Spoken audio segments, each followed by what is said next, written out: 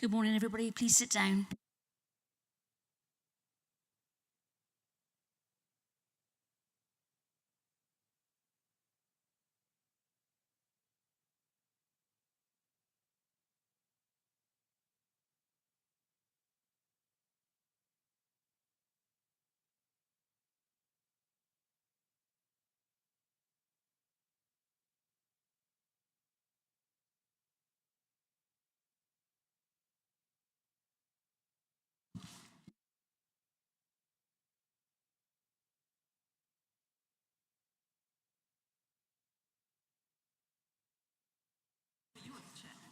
Okay, so agenda item 1, prayers.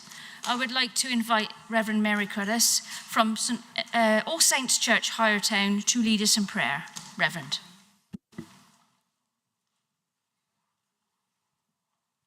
Deciding whether I'm going to stand or sit. Is this okay? Yeah. Well, thank you for inviting me to share this time with you this morning. It's a great privilege. Let us pray.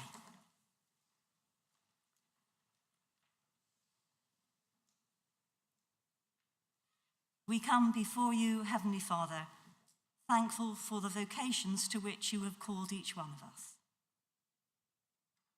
We thank you for the freedom to meet without fear of persecution, for freedom to speak openly and to share our hopes and concerns for the communities that you have called us to serve. We thank you for the opportunities to build on the foundations of those that have given their lives in service of the people of Cornwall, and in your service, that is perfect freedom. In a moment of silence now, we recall those who have inspired us to work for the common good.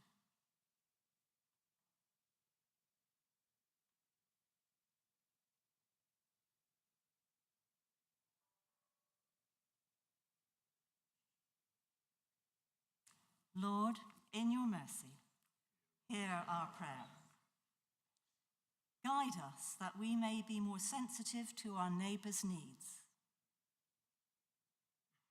We pray for awareness of those needs. The need of the old to know that they are wanted.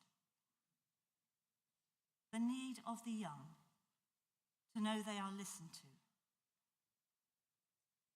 The need of all people to know they are of value. Lord, keep us aware. Lord, in your mercy, hear our prayer. At this time of year, we remember the coming of the King of Kings. Help us also to remember that he came to bring in a kingdom of peace through his just and gentle rule. We give thanks and pray for King Charles and the royal family, that they may be blessed with wisdom, courage, and strength. Lord, in your mercy, we pray for this council gathered here today, and for all who serve in local government. Give each member the grace to be a good listener and seeker of common ground. Give each member the courage to speak the truth and wisdom to discern the path that leads to life. We pray that through this council's discussions and decisions, we may solve our problems effectively, enhance the well-being of our county, and achieve together a fairer and more united society. Lord, in your mercy, looking for the coming of God's kingdom, we join our prayers together in the prayer that Jesus taught us, praying, Our Father, which art in heaven, hallowed be thy name. Thy kingdom come, thy will be done, on earth as it is in heaven. Give us this day our daily bread, and forgive us our trespasses, as we forgive those who trespass against us. And lead us not into temptation, but deliver us from evil. For thine is the kingdom, the power, and the glory, forever and ever. Amen. Thank you very much. Agenda item 2, apologies for absence. I've been notified of the following apologies for absence. Councillors Arthur, George, Glasson, Lennox Boyd, Moorcroft, J. Pascoe and Whedon. Is there anybody else? Councillor Guest. Thank you, Chair. Apologies from Councillors Rushworth and Tilby.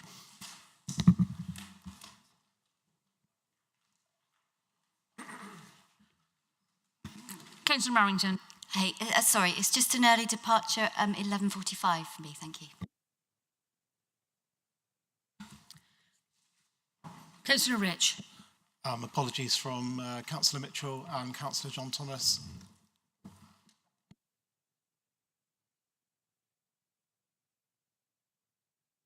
Councillor Double. Sorry, Chair, did you give Jordan Rice his apologies? Okay.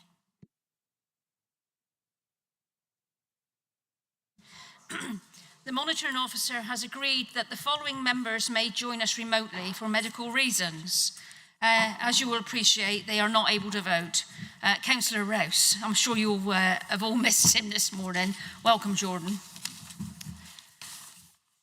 Agenda item 3, declarations of interest. In accordance with the Constitution, I will now take declarations of interest from any members for any items on the agenda. Will members please indicate any items in which they have interests and the nature of those interests. If you are aware that you have a disclosable pecuniary interest or non-registrable interest in any matter being considered on the agenda, you must disclose it whether or not you have already entered it onto the register.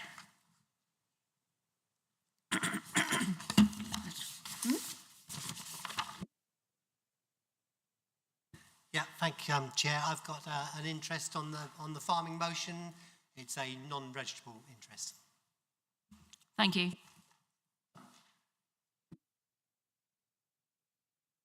Councillor Joel. Yeah, same as I got a farmer. I'm going to bring the monitoring officer in a minute.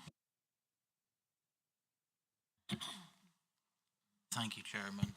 So I take the view that the farmers in the chamber don't necessarily have interests in relation to the motion that will be discussed because it's an issue of national interest. If it were to affect you more than it might affect other farmers, then yes, you would have an interest. So you may wish to consider whether in actual fact you do need to declare an interest or withdraw what's been declared already, because of course if you declare an interest you can't participate. Councillor Fairman. In that case, I withdraw my interest. Same again.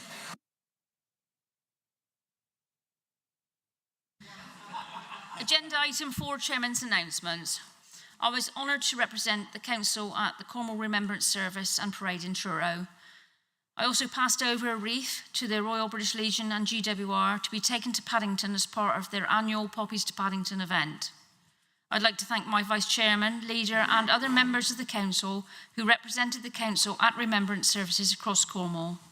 I know that many saw large numbers of public attending to pay the respects to the fallen, which was really lovely. Congratulations to the 6 Cornish charities who have been awarded the King's Award for Voluntary Service. Operation Encompass in Saltash, Young Generation Theatre in Falmouth, Walker Lines Gymnasium Trust in Bodmin, Hollywell Bay Surf Life Saving Club in Newquay, Squires Field Community Centre in Foy, and Weybridge Food Bank and Storehouse. The King's Award for Voluntary Service is the highest award a local voluntary group can receive in the UK. It's equivalent to an MBE, and in 2024 sees the largest amount of awards made to voluntary groups or charities in Cornwall over the last 12 years. Congratulations to them all. Sadly, we learned of the passing of Walter Sanger, a former Cornwall councillor, and I invite Councillor Taylor, as Conservative Group Leader, to pay tribute, after which there will be a minute's silence. Councillor Taylor. Thank you, Chair. So Walter Sanger died in September of this year. He was from Scotland, but he absolutely adopted Cornwall and did so much for his community. He joined the Navy at the age of 16, where he served on HMS Ganges. And he then found himself at RNAS Culdrose in 1966, where he flew the helicopters and then retired there in 1983. He and his family went to St Kevin, and they opened up the community shop there, and it was a shop that served the community for approximately 23 years.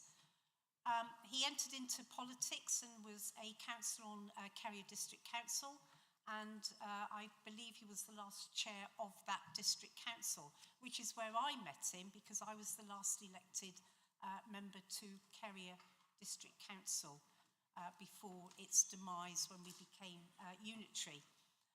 Walter was a person that I knew quite well, actually, and he always was really kind with his time. He was really committed to his community and was involved in so many organisations that after 23 years, when the family decided that they were going to leave the shop, it did leave a huge hole in that community. So for people like me who looked up and respected Walter, I think hopefully we can all show that respect, because he absolutely did care about his community. And it's people like Walter Sanger who the communities in Cornwall are really grateful to have had within their communities, and to work together to get the best. So my condolences go out to Walter's wife and to the children and his grandchildren. And Walter, thank you for everything that you've done for Cornwall. Thank you. Can we all stand for a minute's silence, please?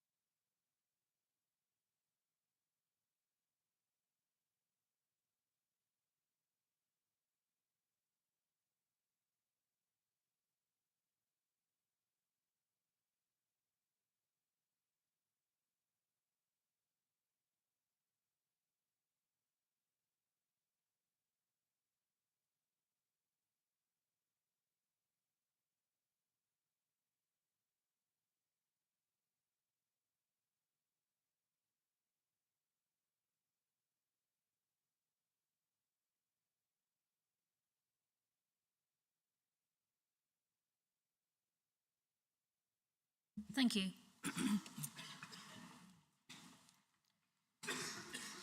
Can I remind members of the chairman's raffle that's on in the long gallery today also? And I want to say a thank you, and can I take this opportunity, as this is the last council meeting of the year, to thank all of you members for your commitment and hard work to your communities over the past year, and I hope that you will all find time to have some time with your family and loved ones over the festive period. Agenda item 5, leaders' announcements. Thank you, Chair. So good morning, everyone, and welcome to the final full council meeting of 2024. I'm sure that we all agree one of the privileges of being a councillor in Cornwall is the number of people you get to meet, listen to their views, understand what's going on in their communities, and hopefully help them out when it's needed. As well as listening to the residents in my local area, as council leader, I get to meet residents at local listening events around Cornwall, as well as joining Julie Scantlebury in a regular residents' phone-in on Radio Cornwall, and those seem to come round very, very quickly. So far this year, there have been 11 events in different communities, with a further 4 planned in the near future. Combined with the radio slots, well over 300 questions have been asked and answered, not just by me, but the officers who support and follow up with the residents. I find it invaluable in understanding what people care about the most, and I very much look forward to visiting more communities in the next few months. Following our last Cabinet meeting, I was delighted to be able to attend the launch of our new faith covenant for Cornwall, along with representatives of our many faith communities, as well as members of the humanist community. I really enjoyed talking to everyone, and it felt like a really important step towards bringing our communities together by highlighting our shared values and a shared sense of pride in Cornwall's diversity. We are the first rural authority to adopt a covenant of this nature and the first in the southwest, and I look forward to seeing how we can carry this statement forward and carry this statement of intent forward. Last week we saw the return of the Local Government Association peer team to County Hall to assess our progress on equality, diversity and inclusion since their visit in 2023. The team recognised our hard work in respect of EDI and the strong leadership that will help deliver on the ambition. I was especially pleased to hear from them that there are a number of initiatives that they would like to take back to their own organisations, in particular reverse mentoring and our approach to mandatory training. My thanks go to everyone in the team who worked so hard to make sure they were ready for the visit. And finally, I would like to take this opportunity to urge you all to encourage your constituents to have their say in our ongoing budget consultation. As anyone who attended our last Cabinet meeting knows, it has taken an incredible amount of hard work to reach a balanced budget for the next year, and there have been some very tough choices that had to be made. We are still waiting to hear what our final settlement will be from the government, but we are not expecting any surprise extra, so the situation is really challenging. It is now out for consultation, and I want to hear from as many people as possible, so please direct people to our Let's Talk Cornwall website, where they will be able to read the details of the draft budget and provide that feedback. Thank you, Chair. Agenda item 6, minutes. We have two sets of minutes on today's agenda. Agenda 6.1, minutes of the meeting held on the 24th of September 2024. I will move that the minutes of the meeting held on Tuesday the 24th of September 2024 are correctly recorded and they be signed by the chairman. I will ask Councillor Wells to second the minutes. Would you do so? Second. Thank you. The vote will now be open. Chair. Sorry. Apologies, just a misspelling of McGowan on page 22 within those minutes. Thank you. And what's she called? This is right. Councillor Jenkin. Yeah, on page 2, I think there's a couple of words missed out on the second paragraph under the chairman's announcements. Talked about Councillor Long becoming a bard of the College of Bards, and then congratulated Tamsin Daniel. That should be for becoming a bard for her work reclaiming and restoring buildings. I'll talk slower next time. So the vote will now be opened. Please vote for, against or abstain using the options on your microphone base.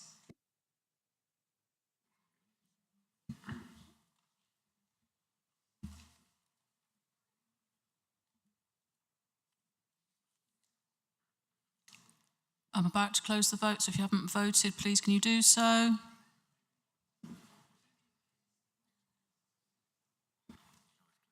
Vote closed. And that's carried. Thank you very much. Councillor McLennan, you got your microphone on. Agenda item 6.2, minutes of the meeting held on the 7th of November 2024. I will move that the minutes of the meeting held on Thursday the 7th of November 2024 are correctly recorded and that they be signed by the chairman. I will ask Councillor Wells to second the minutes. Will you do so? Second, Madam Chairman. Anybody? No. Okay, the vote will now be opened. Please vote for, against or abstain.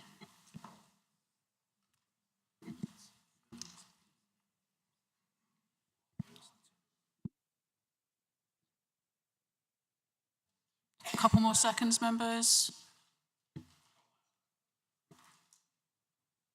Vote closed. Okay, thank you very much. That's supported. Agenda number 7, questions from the public. I'd like to take the opportunity to remind everyone that, as agreed by Council, up to 30 minutes be given for questions from the public.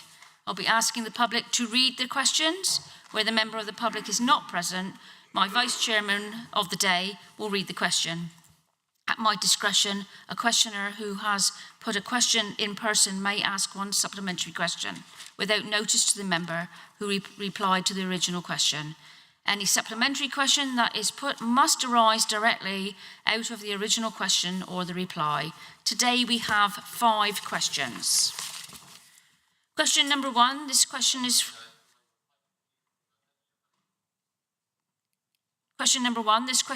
Mr. Atherfold of Camborne, who is not in attendance, so I'll ask Councillor Wells to read the question. In the previous administration, there were plans to upgrade Dudnance Lane Recycling Centre to avoid climbing steps to access the bins. Over 3 years into this administration, can the member give a timescale when this will be happening? I'll ask Councillor Mole, portfolio holder for neighbourhoods, to reply. Thank you, Chair. The Dudnance Lane Household Waste Recycling Centre is one of our smaller sites in Cornwall and lacks the space to be redeveloped into a split-level site, which would avoid the need for steps. We are currently reviewing our waste infrastructure and do not have a suitable site for redevelopment of a new facility for the area allocated. In the event that the current site layout, including the use of steps, cannot be used by members of the public, they are very welcome to our site staff to provide a reasonable assistance, which will be provided. Thank you. Thank you. Question number 2. This question is from Mr. Williams of Camborne, who is in attendance. Welcome, Mr. Williams. Please would you put your question? Good morning. Following on from the Welsh Housing Quality Standard being introduced earlier this year, as portfolio holder for planning and housing, will Councillor Monk commit to ensuring that all social housing providers in Cornwall provide sufficient flooring and carpets in all habitable rooms, staircases and landings located within the home? I'll ask Councillor Monk, Cabinet Member for Planning and Housing, to reply. And thank you, Mr. Williams, very much for your question. Providers in Cornwall, including our own council homes, leave floor coverings in place, providing they are in fair or good condition. All providers would like the social housing sector to be in a position where providing floor coverings was part of a standard offer, which is currently not affordable. The government consultation on future social housing rent policy advises that the government will consult on a proposed new decent home standards in early 2025. This will aim to ensure that safe, secure housing is a standard tenants can expect in both social and private rented properties. We envisage that our new proposal decent home standard would introduce additional requirements relating to the state of repair in homes, new requirements on damp and mould, and new requirements regarding the safety and security of homes. I support changes to improve standards, as we all want to provide good quality and safe homes to all. I look forward to the government working with everyone to ensure that sufficient funding is available for social housing. Thank you. Thank you. Do you have a supplementary? I do. So the Welsh Housing Quality Standard shows that local authorities can make a positive housing decisions for residents beyond the outdated decent home stand. I believe that Councillor Monk has a duty of care to the 30,000 social housing residents in Cornwall, and I would invite him to ensure that this process of re-evaluation begins before the next Cornwall Council election in May 25. Mr. Williams, we really struggled here to try and understand that. I'm just wondering what we're going to do about it. Point of order, Chair. Can we have point of order, Chair? We have had for months the public stuck down in a different room. Could we please invite this member of the public up here to speak to us properly? I think that maybe that's the best thing. There wasn't a security issue this morning because we had been told by the police that we were going to have a number of protesters, which would have left us short on security. So that has not happened. So I'm quite happy for Mr. Williams to be brought up. Chair, May I also suggest that you move on with the next question so we're not just sat here for a couple of minutes while he comes in. Okay, we're going to move on to question 3 and then we'll go back. This question is from Mr Evans of Gunners Lake, who is not in attendance, so I'll ask Councillor Wells to read the question. Why do Cornwall Council ignore park home sites that require legal inspections to ensure that owners are complying to the current regulations? There are park home site owners that are failing to comply with these regulations, so what are you going to do about this? I'll ask Councillor Mole, portfolio holder for Neighbourhoods, to reply. Thank you, Chair. Cornwall Council does not ignore park homes, and it fulfils a programme of public periodic inspections of all licensed residential park home sites. In 2023 and 24 so far, a total of 103 proactive site inspections have been undertaken by a licensed compliance officer. This figure does not include the request for service that the licensing compliance team receive from park home residents. In 2024 so far, the department has received 45 requests for service, all of which have been allocated to a licensing compliance officer for review and investigation as may be appropriate. In situations where non-compliances are identified, officers have a range of options to encourage compliance, from advice, warnings and enforcement action. Action that is taken is proportionate to risk and the likelihood of harm that the issue is causing, and other factors such as licence holders' compliance history. The government has issued local authorities with best practice guidance that relates to enforcement of the park home site licensing regime. It is relevant to point out that the guidance directs the council to always look to work with site operators in a fair, consistent and transparent way, as underlined in the principles of the Regulator's Code. Where possible, an informal approach to enforcement should be taken in the first instance, while recognising that this may not always be appropriate, for example, where there is a significant risk to health or damage to property, or where there may be evidence of previous non-compliance. Thank you, Chair. Thank you. Mr Williams, apologies for that. Would you like to read your supplementary again? Thank you. Thank you very much for the invite. As I tried to say before, so the Welsh Housing Quality Standard shows that local authorities don't have to wait for government decisions, that local authorities can make positive housing decisions beyond the outdated Decent Home Standard. Councillor Monk, I believe especially that you and everyone else in this chamber has a duty of care to the 30,000 social housing tenants across Cornwall. So can we ensure that this process begins before the next Cornwall Council election in May 25?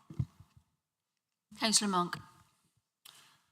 Thank you, Mr Williams. And I agree with your sentiment. You know, it'd be great if we could just put brand new floor coverings in every single property that not just Cornwall Council rents out, but that our registered provider partners do as well.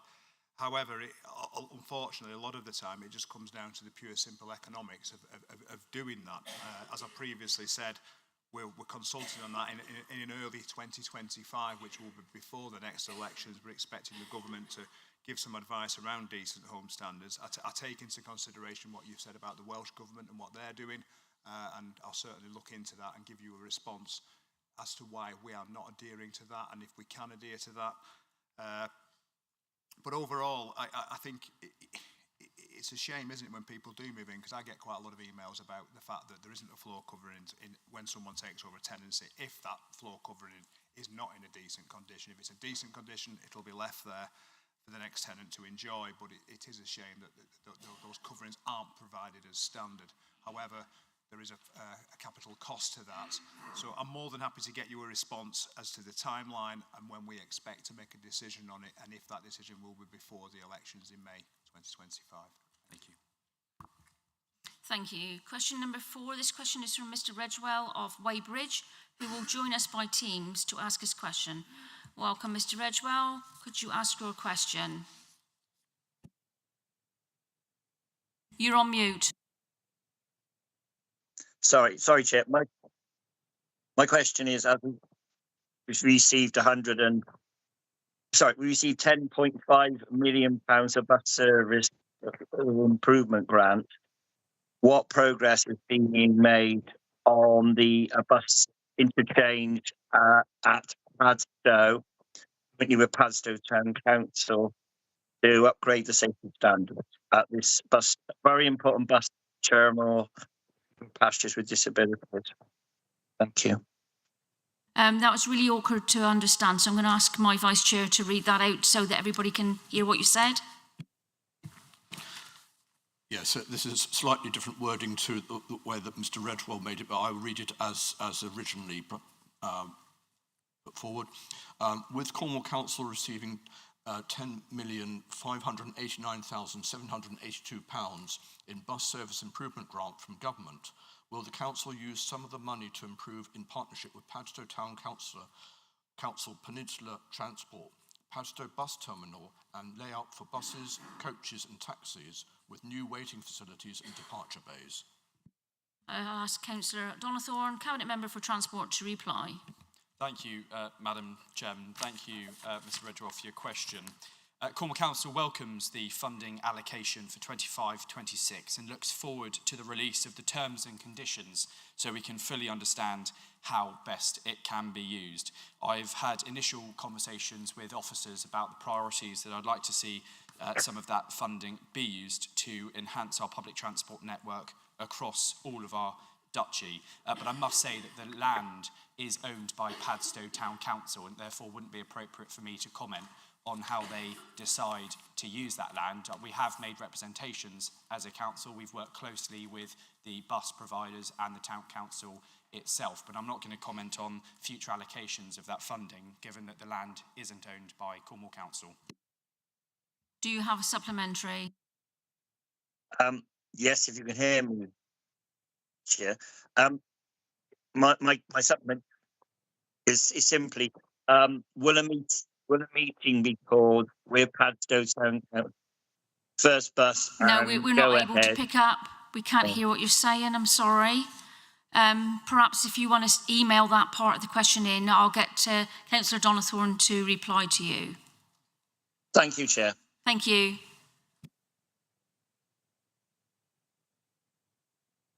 Question number 5. This is from Mr. West of Camborne, who is not in attendance, so I will ask Councillor Wells to read the question.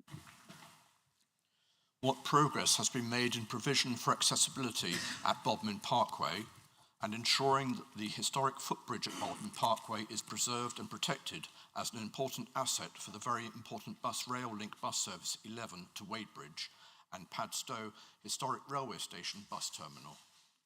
I'll ask Councillor Conor Donathorne, Cabinet Member of Transport, to reply. Thank you, Madam Chairman. Thank you, Mr. West, for your question. The future of the footbridge at Bodmin Parkway Station is recognised by Network Rail, the asset owner, and Cornwall Council as a potential scheme for future upgrades to enable full accessibility, much like the investment that has recently happened at St Earth Multimodal Hub and the temporary bridge at Lostwithiel. However, as it currently stands, there is no funding to upgrade the Bodmin Bridge. The Council, in partnership with Network Rail, will continue to ensure accessibility of all rail stations for all remains a key consideration for the Peninsula Sub-Transport Board in their lobbying to government for adequate funds. Thank you. Agenda item 8.1, Cornwall Harbours Board Maritime Service Budget for financial year 2025-2026.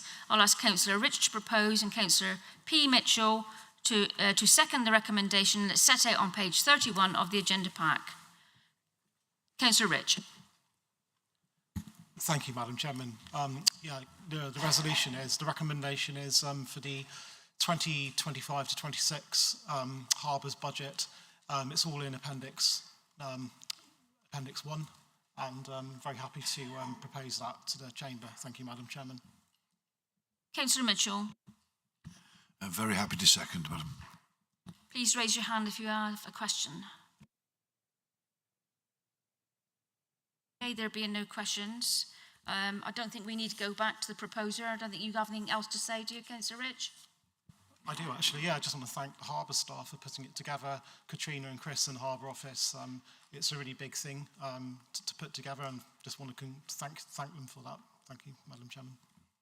Thank you. The vote will now be opened. Please vote for, against, abstain using the options on your microphone base.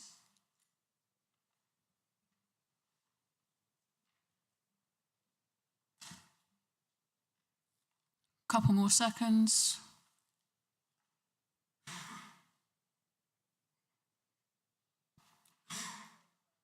Vote closed. And that's carried. Thank you.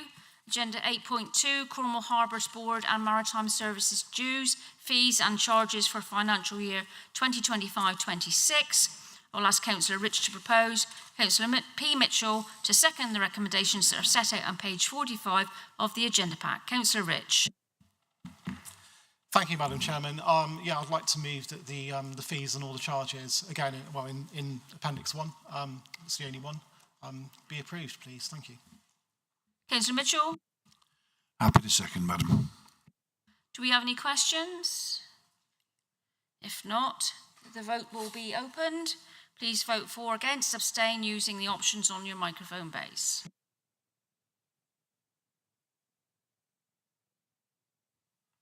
Couple more seconds. Vote closed. And that's carried. Thank you very much. Agenda item 9, designation of the 151 officer. I will ask Leader to remove and then Councillor Harris to second the recommendations that are set out on page 63 of the agenda. Leader. Thank you, Chair. The recommendation is that Alice Gunn is designated as the Council Section 151 officer with effect from the commencement of her employment with the Council, scheduled to be on the 1st of January 2025. If I may, I would just like to make a public acknowledgement that this appointment is due to the retirement of Tracy Langley. And I do want to acknowledge that I personally want to thank you, Tracy, for everything that you've done as part of the team. I feel sure probably David will add something, because he always does. But I want to acknowledge as well that you're actually leaving in probably one of the most difficult times with budget setting. So you know what happens, it will be your fault, obviously, as you leave. But thank you, and you know, the Cabinet owe you a debt, and I'm hoping that we can just have a quick show of gratitude here, please, for what you've done.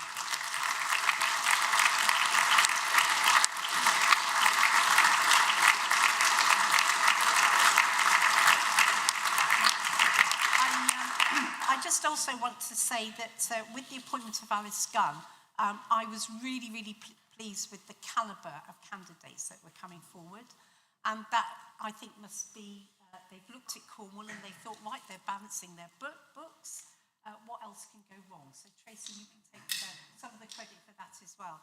So, as I said, I am very pleased to recommend, and we look forward to Alice starting with us in January. Thank you. Councillor Harris. Thank you. Well, yet again, the leader's taken half my words away from me. What are you pointing at? Okay, it was on before. I want to join Linda in thanking Tracy for her work for us. She joined us in December 2019. She's worked tirelessly since then in the interests of this council. On a personal level, I've been exceedingly grateful for your help. Thank you very much indeed. I think Linda said everything else that wants to be said, but thank you. And I have great pleasure in seconding the appointment of Alice Gunn as our new 151 officer. I was on the panel that interviewed her, and she's a most impressive impressive person. Thank you.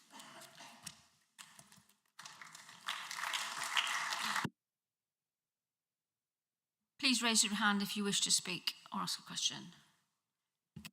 Councillor Fitter. Thank you, Madam Chairman. And I endorse all the words said in praise to our departed officer. Tracy has done an absolutely wonderful job, and she's been very polite and courteous to all the members and helpful in all the things she's done. But this is a question really to the leader, in actual fact. Leader, you were chairing this committee and chairing both committees, I believe. And I just wondered, given your praise for the successor to Tracy, and I totally endorse those praise, I wondered why we weren't endorsing and using the same remarks as we've made to the other gentleman who's been appointed, and that is the Section 151 officer, is it? The monitoring officer, sorry, the monitor, who was described in the paperwork as being a good pick as opposed to a rather bland statement endorsing the new replacement for Tracy. I would have felt that we could have had a more congratulation, praise in the consultation and engagement of 5.1, 5.2 on the paper, page 65. Thank you. Leader, would you want to come in? Yeah, thank you. Councillor Fitter, thank you for endorsing what I said about Tracy Langley. With respect, I'm actually only proposing on page 63 the designation of the 151 officer. If you look with respect, that designation, agenda item number 10, is done by somebody else. Thank you. Councillor Conway.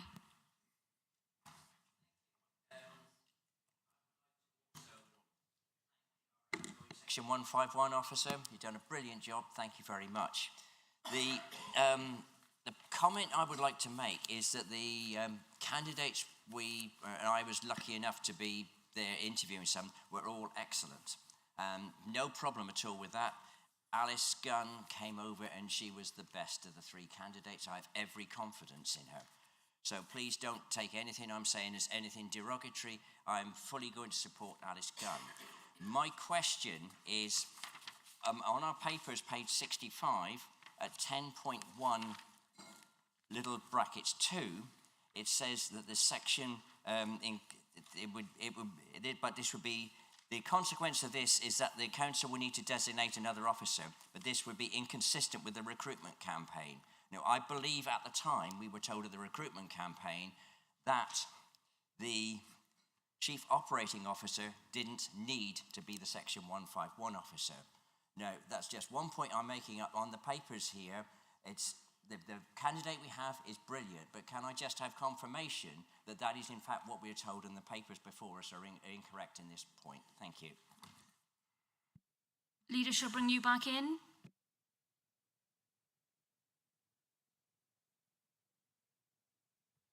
Thank you. I hope I get this right and I'm going to be corrected. It was actually offered to the candidate,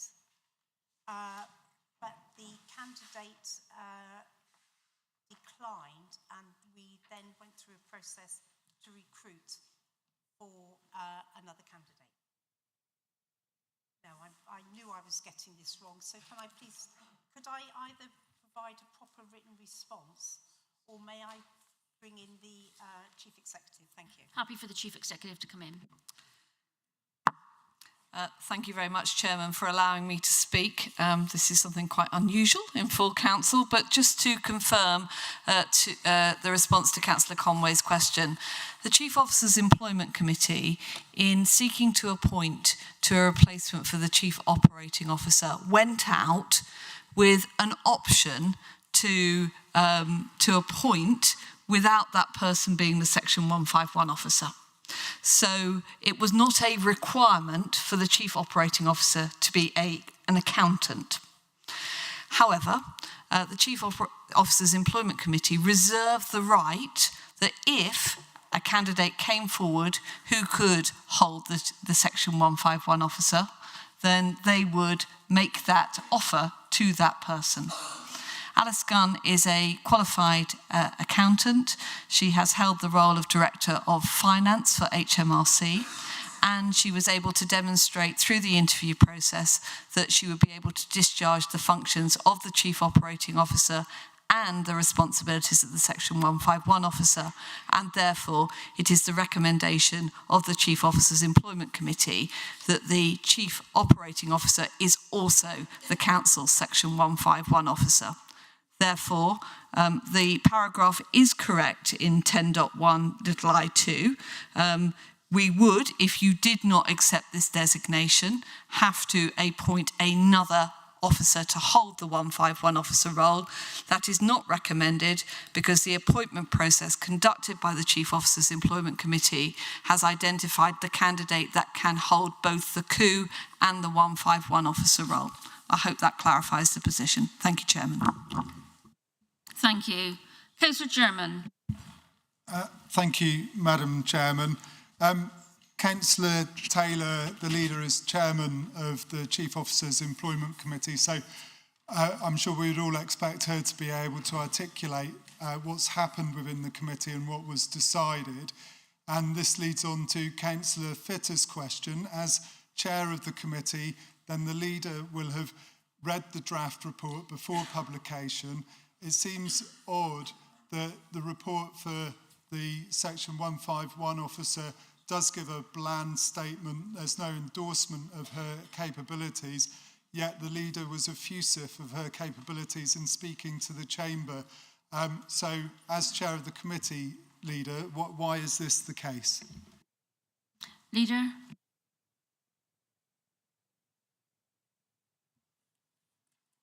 Thank you, Chair. So, I don't know why there's a bit of a fuss, because agenda item number 9 is the designation of the 151 officer, pages 63 and 65, who I made the recommendation, and Councillor Harris is second. The agenda item number 10 is the designation of the monitoring officer, which is pages 67 to 72, and I am not proposing or seconding.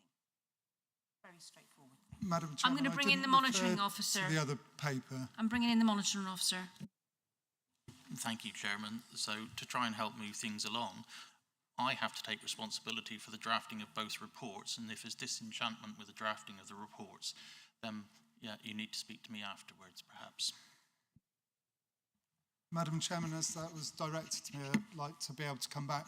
I have no problem with the drafting of the report. It's the chair of the committee's responsibility to look at the drafting of the report and to seek whether or not they are comfortable with it and to amend it as appropriate, because they have the responsibility for that report. So it's no criticism of the monitoring officer. My question was to the leader on this report. Why on this report, under the engagement and consultation, isn't there a glowing endorsement of our new Section 151 officer, which was apparent in her speech?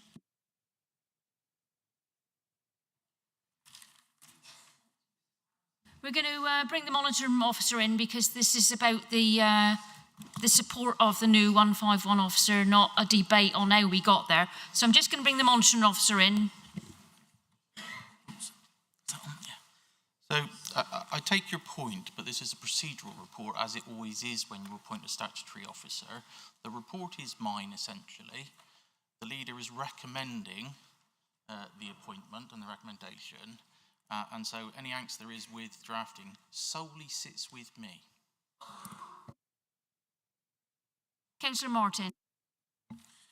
Thank you. I think what's happened here is behind closed doors in the Chief Officer's Employment Committee, we've all agreed with each other quite a lot. Councillor Harris gets uncomfortable when he finds he keeps agreeing with me, and Councillor German was there, and we all agreed that we're really fortunate to have had two fantastic candidates for the two roles that we've appointed. Across the country, councils are really struggling to find good quality senior executives, and the reason for Councillor Conway why the advert was put out a bit ambiguously was because we sort of thought we might need to leave our options open. We in fact got so many good applications that we had to have a shortlisting process, and at the end of the day there was unanimous support for both the candidates that were picked. Having done that, I think there's a bit of discomfort. We haven't been scoring political points against each other quite enough. So I think now that we're back in the chamber, there's a bit of unnecessary back and forth. So if we could get back to the point, these people have chosen to come to Cornwall Council. They did have options to go elsewhere. And so let's show them that we're going to be a good place for them to come and work before they think again and go elsewhere. Thank you. Councillor Fitter. Thank you, Madam Chairman. I will take no lectures from the Liberal Democrats on what I wish to say. I studied this report very carefully. I read it page by page, as I always do. I'm a backbencher. I don't know what goes on, and I leave those decisions. I totally endorse the decisions as recommended. There is no hesitation. I totally endorse it. What struck me as peculiar when I was reading this report was the rather old-fashioned expression, was a good pick. And I thought, that's a funny expression. It's rather like going to the fairground. And I went back to the other one, consultation and engagement, and there was no such in Fanson. And I just feel, as this goes out to the public, this is a document that goes to the public, we require our officers to be rather careful when they're using terminology to really describe these very important positions. And so no one's nitpicking. I'm not making a fuss leader. I'm just pointing out that it's probably rather indiscreet to use the word he was a good pick, and then a rather bland statement on the other appointment. That is all I'm saying. It's democracy. We're allowed, I hope, to say it. And thank you very much indeed for listening to me. Councillor Desmond. Thank you, Chair. I'm finding this rather unpleasant. The point scoring and undermining of what should be a day of celebration for our new Section 151 officer and our deep feelings of gratitude to the departing Section 151 officer. So therefore, Chair, I'm calling for a vote to proceed immediately, please. I'm just minded to see if the other speakers have got anything different they want to say. Councillor Pearce-Williams, Councillor Harris and Councillor Martin, are you quite happy for us to go to the vote? Is there anything else that you want to bring in, any different to what's been said? Yes, I just wanted to clarify, I wasn't at all criticising Councillor Fitter for noticing there was a discrepancy. That's absolutely what we want backbenchers to do. My comments previously were just about how it had turned into something different. So apologies to Councillor Fitter. Councillor Pearce. No, I don't have anything different to add, and if this isn't nitpicking, I don't know what is. Councillor Harris, I don't think you need to say anything else, do you? We just go to the vote? With that comment, Chair, I daren't speak. Okay. Right, we're going to go to the vote. The vote will now be opened. Please go vote for, against, abstain using the options on your microphone base. Couple more seconds. Vote closed. And that's carried. Thank you very much. Agenda item 10, designation of the monitoring officer. I will move and Councillor Wells will second the recommendations set out on page 67 of the agenda. Both I and Councillor Wells sat on the panel for the designation of the monitoring officer. Both candidates were lovely and both could do the job impeccably. We were sure of that. So it really came down to other factors which we felt that Paul Grant was the best of the two. So I will move and hopefully Councillor Wells will second. Thank you. Madam Chairman, yes, I'm pleased to second. I echo all the thoughts you've just expressed. I think we've got an excellent new person in Paul coming to join us as our new monitoring officer, so I'm very happy to second. Please raise your hands if you wish to speak. Councillor Wills. Yes, Madam Chairman, just to say I think he's a proper good pick.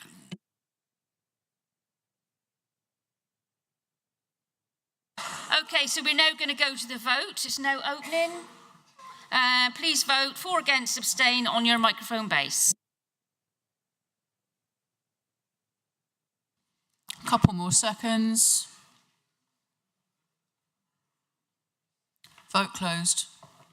And that's carried. Thank you very much. Agenda item 11, motions. It's important for members to be aware that under Procedure Rule 12.4, any motions that have been moved and seconded stand referred to the relevant committees unless I exercise my discretion to allow the motion to be dealt with at the meeting. There's a little bit of chatter going on over there. Which the meeting is brought forward, where it is considered to be convenient and conducive to the dispatch of business. I will confirm my decision on each of the new motions at the relevant point on the agenda. Agenda 11.1, reinstate the community-led housing early stage feasibility fund. In accordance with the Council Procedure Rule 12.4, I am referring this motion to the Cabinet because it has financial and legal implications. Further background information is required and the subject matter is one which comes under the functions of the Cabinet. As per the procedure rule, Councillor German, as the proposer of the motion, now has the ability to give us 3 minutes of his motion's context. Thank you, Madam Chairman. I'm pleased to be bringing this cross-party supported motion for the betterment of the residents of Cornwall. Everyone here recognises that in Cornwall we have a housing crisis and that our communities have a role in helping to address this crisis. I've brought a cross-party motion to reinstate the funding for our communities, and whilst Councillor Monk did not take the opportunity to second, I note his supportive comments in the papers, and Councillor McGowan and I, as Councillor McGowan as seconder, and I look forward to meeting with him to discuss the motion as part of the Cabinet referral process. The community-led Housing Early Stage Feasibility Fund is a proven way of supporting our communities, with 10 schemes under the last schemes and 6 schemes currently on a waiting list. With the 208,000 proposed, which is less than 1% of the expected income from the additional Second Homes Council tax that we're expecting to receive, these schemes can be brought forward promptly. But I know in the report that officers have looking at a different way of funding, and obviously we'd welcome whatever way we can fund the scheme, although I do think that a loan scheme would present a hurdle, a grant scheme would be preferable. Members were briefed last week about the Family Temporary Accommodation Programme, which is hoping to provide 50 homes by December 2025. The budget for this scheme is 17.2 million. So due to the delays around conveyancing and purchasing, we heard that no homes have yet been contracted to this programme, which is approaching a third of the way through its delivery. That isn't to say that one of these is more important or better than the other, just that different approaches need to be taken if we are going to address the housing crisis in Cornwall, and I hope the Cabinet will work productively to bring something good forward for the residents of Cornwall. Thank you, Madam Chairman. Thank you. Agenda item 11.2, supporting our farmers. In accordance with Council Procedure Rule 12.4, I am using my discretion to enable the motion to be debated today. I will therefore ask Councillor Craker to move and Councillor Mustoe to second the motion that is set out on page 81 of the agenda pack. The associated briefing notes was circulated on Friday last week. I have agreed in advance that both may have 4 minutes to speak. I will then bring in any of the supporters first who will wish to speak before opening it to the wider council for debate. I would be grateful if members do not repeat points made in previous speakers. Firstly, Councillor Craker. Thank you, Madam Chairman. And I want to start off by reminding members of the motion that came before us back in May 2023 supporting our farmers. And back then I talked about the economic case, about environment and climate change, and about the dietary case for supporting our farmers. But today I want to talk more about the human case for backing our farmers. Because I'm actually reminded, strangely, of some words that Councillor German said in another debate recently, where he said, and asked, but what is it, members, that we can do? What action can we take? And that's why the second and the third part of this motion is here, to look at an update on what the council has done since that motion last year and what it is doing. In their battle with this new government, we can show solidarity, we can show we're on their side, we can show that we care and that we're listening to their concerns. We can show that even if some of our MPs and the government is not, that we hear them. Going into the election, Labour specifically promised no change to APR. Coming out of the election, they specifically promised no change to APR, and yet after the first budget, this is what we've got. When the president of the NFU said he has not before seen anger like it from farmers, I can fully understand why. And I've got no qualms in calling out bad policy, whether it's originated from an opposition party or even my own. Members may not know this, but during the last farmers' motion at lunchtime, I was approached by Councillor Colin Martin. Now, I know that members may be surprised that Councillor Martin might sense a political opportunity. I'm sure he wasn't doing that, but he came to me and he asked me to include an amendment raising additional concerns about agricultural policy, about subsidies and about trade policy. And I thought about it for a moment and whether to include it or not. And thinking, my own Conservative councillors aren't going to like bashing their own government very much. I'm not sure the 6 MPs are going to like it very much, all Conservative back then, remember, happy days. And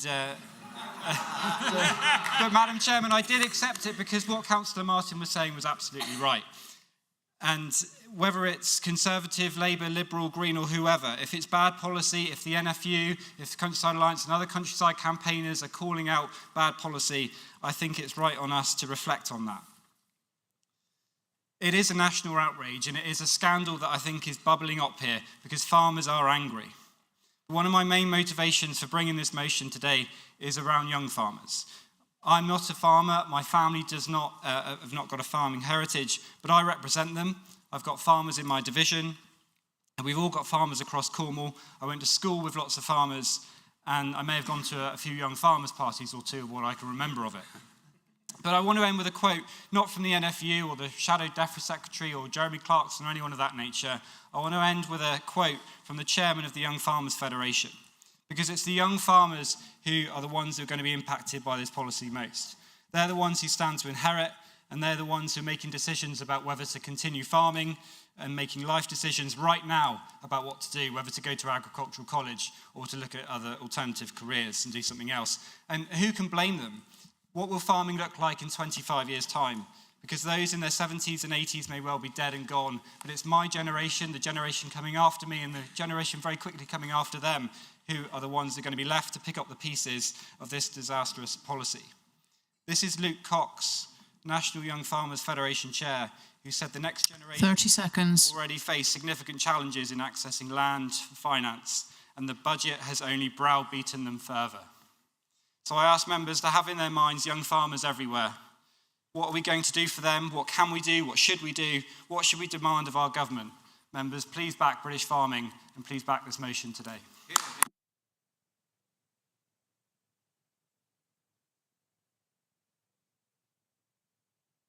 Councillor Mustoe. Thank you, Madam Chair, and I'm pleased to second Councillor Craker's motion today. I don't think that the government announced these changes to purposefully upset and harm small family farms, but nonetheless, that is what they have done. And I think that in doing what they have done, heeding calls from their hardcore support base to tax the rich, what they have instead achieved, through perhaps a legitimate ignorance or plain misunderstanding of how family farms work, is to plunge many farmers I know into despair by threatening to destroy their hard-earned livelihoods. And despair is not a word I would likely use, but as a councillor who has represented farmers and rural communities for the past 10 years, I have never known so many people, not just the farmers and their families, but the many businesses, engineers, contractors, packaging firms, butchers, dairies, agricultural merchants, and many more that work with and depend on our farms as well, to be upset and outraged at what the government is implementing. There are farms in every parish that I represent, as well as people who work in many industries that support our local farms. And in seconding this motion and speaking today, I went to the farmers in my division to give a flavour of their voice in the chamber today. And I'd like to thank everyone who came back to me and want to share just a few of their comments with you today. From a Penshue Valley farmer, she said, "These changes show a mass disengagement from the government over what farming actually is. It's not a large residential garden. It also shows mass disengagement with where their food actually comes from, whether it's a sandwich, Costa coffee, roast at a pub, chips, cheese on toast, pint of milk. They don't come from the shop, fridge, freezer. That's the last step in the supply chain." She goes on, "You grow your talent for the next generation. That takes years and commitment to why you're doing it.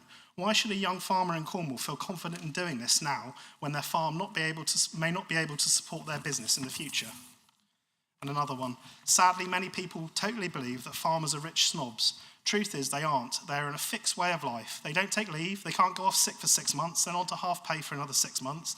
They don't all earn the minimum wage. There are plenty of unpaid farm workers on farms that take in essential unpaid roles." This is about a St Austell Bay farmer. "Growing your farming talent for the future is really important. I see a neighbouring farmer's kids working most days. They've been to college, they're out in all weathers, they are skilled, confident and hard-working. They're training for their futures and working their bleeps off in all weathers. They have a multi-generational family. What a total disgrace this is to kids like that." And from a Medegissi parish farmer, "The change in inheritance tax will devastate us and many small farming families. My father is 85 and continues to help on the farm daily despite health problems. We want to be able to remain at our farm, our home, the place where I was born and where my family have given so much dedication, pride and sacrifice to help provide for our nation's people. Seeing the way they continue to strive against dwindling rewards and increasing pressure brings me to tears." And finally, from a Penshue Valley farmer, "Can you really blame a farmer for selling up to the highest bidder, blowing the money and throwing themselves into the arms of the state to look after you until you die? The real alternative is that you can't afford to die and neither can your kids." To end, I will go back to where I started in looking at who is in favour of these changes by pointing out some of the reactions to the entirely reasonable protests from our farming families last week. The former Labour Mayor of St Austell, who called their concerns all, and it's a derogatory term for a male bovine excretion, on Facebook. And this comment really stuck with me. When the rich get taxed, they squeal. And that, I think, says it all. This is a cruel policy based on fundamental misunderstandings from a Labour government and its supporters who are either woefully out of touch with rural communities or just don't care. This is nothing more than 30 seconds. And poorly targeted ideological warfare against some of our hardest working families. It will devastate our rural way of life, harm our food security and destroy hard working families. They deserve better. Council, please support our motion.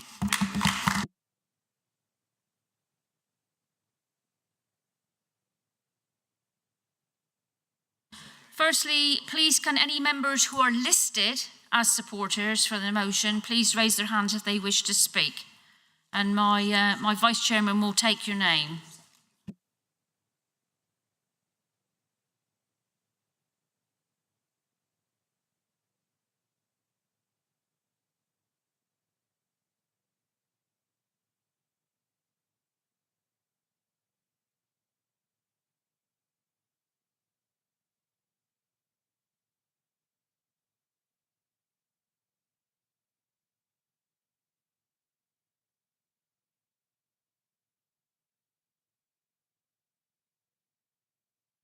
Councillor Alvey. Thank you, Chair. So I guess we shouldn't really be surprised at a socialist policy so typical of the politics of envy and urban-centric thinking at the heart of its ethos. As with the winter fuel allowance, an ill-thought-out, sledgehammer to crack a nut, half-cocked tax. With thought, there are far more targeted ways to close a tax loophole perhaps being exploited by a few small number of wealthy city non-farming types who are perhaps trying to avoid some sort of inheritance tax. But attacking the hard-working, multi-generational farming families of this country is simply wrong, and that is what this tax, or these taxes actually, will do. I'll turn now to recommendation 2 in the motion, which actually asks that I, as the portfolio holder, engage with the local farmers and community representatives to consider what support the council can provide to support them. So irrespective of whether we pass this motion today or not, and I'm pretty optimistic that we will be passing it, you'll be pleased to hear that I'm already on to this. A few years ago, working with officers in the animal health team, I set up and chair Speak Out to Help Out. And this is a coming together of organisations who are in a position to support and help farmers, such as Farm Cornwall, the Annington Trust, the NFU, and those individuals who perhaps come in direct contact with the farming community and are able to identify farmers in crisis and signpost them to appropriate help. If you want to know more about Speak Out to Help Out, catch me over lunch and I can tell you. Next meeting of Speak Out to Help Out is going to be on the 5th of December, and I've already highlighted that I want this tax and this motion to be the focus of our discussions, so we can identify how we can target the help that is necessary to those farmers that need it. So, whilst imploring the government to reconsider, we must still assume that these pernicious taxes will be arriving in April, and it will be with us for the foreseeable future. 30 seconds. So, most important, and more important than ever, we must ensure that the farmers are obtaining the right professional tax and inheritance planning advice to minimise the impact of Speak Out to Help, of the tax. And Speak Out to Help Out will be doing that and signposting people to that support. Ultimately, we need to particularly consider those elderly farmers who perhaps haven't done the necessary tax planning and Time. to make sure that they are supported. Thank you. Councillor Double. Just a point of accuracy, Madam Chair. I think Councillor Alvey said that these tax issues were coming in in April. If they do come in, they'll come in April 2026. So just as a point of accuracy, I wanted to flag that up. Thank you. Thank you. Councillor Double. Thank you, Madam Chair, and thank you, Councillor Craker, for bringing this very important motion before Council today. I speak as someone whose family has been farming in Cornwall and Devon for generations. I still have a family farming on the Isles of Scilly, and I've witnessed the hard work and dedication that goes into running a farm. Farming is not just a job, it's a way of life, one that sustains our rural communities and provides for this nation. That's why I am deeply saddened and frustrated by the Labour Party's inheritance tax proposals, which threaten the future of farming, particularly in Cornwall. Sir Keir Starmer made a promise. He said under a Labour government, farmers would not face inheritance tax on their land. For many of us, this promise was vital, a guarantee that families could pass down their businesses without fear of crippling tax burdens. But now, Labour has broken that promise. These proposed tax changes will hit farmers hard, making it harder to keep family farms in the family. It is a betrayal, Council, plain and simple. Where are our Cornish Labour MPs in this? Where are the voices standing up for Cornwall's farmers? For those of us who have worked hard for generations, worked the land hard for generations, I don't see them fighting for us. Instead, they remain silent, while Labour pushes forward with policies that will undermine the very heart of our rural communities. This isn't just a local issue, it is a national one. And this isn't just an economic issue, it's a food security issue. If we can't support our farmers, we risk losing the ability to feed ourselves when times get tough. And once we lose that capacity, it will be incredibly difficult to rebuild. Labour's proposed inheritance tax will make it harder for the next generation of farmers to take over. It will discourage investment in farming businesses and put many farmers in a position where they will have to sell their land just to pay the tax. For many, this will be the end of their family's farming legacy. It's clear that the Cornish Labour MPs are not advocating for farmers who provide for our communities, who feed us, and who are the custodians of our landscape. Their silence, and dare I say it in experience, is a failure to stand up for Cornwall. The reality is, if we don't support our farmers, we will face a future where food security is even more at risk. Rural communities will suffer, and our agricultural heritage will be lost.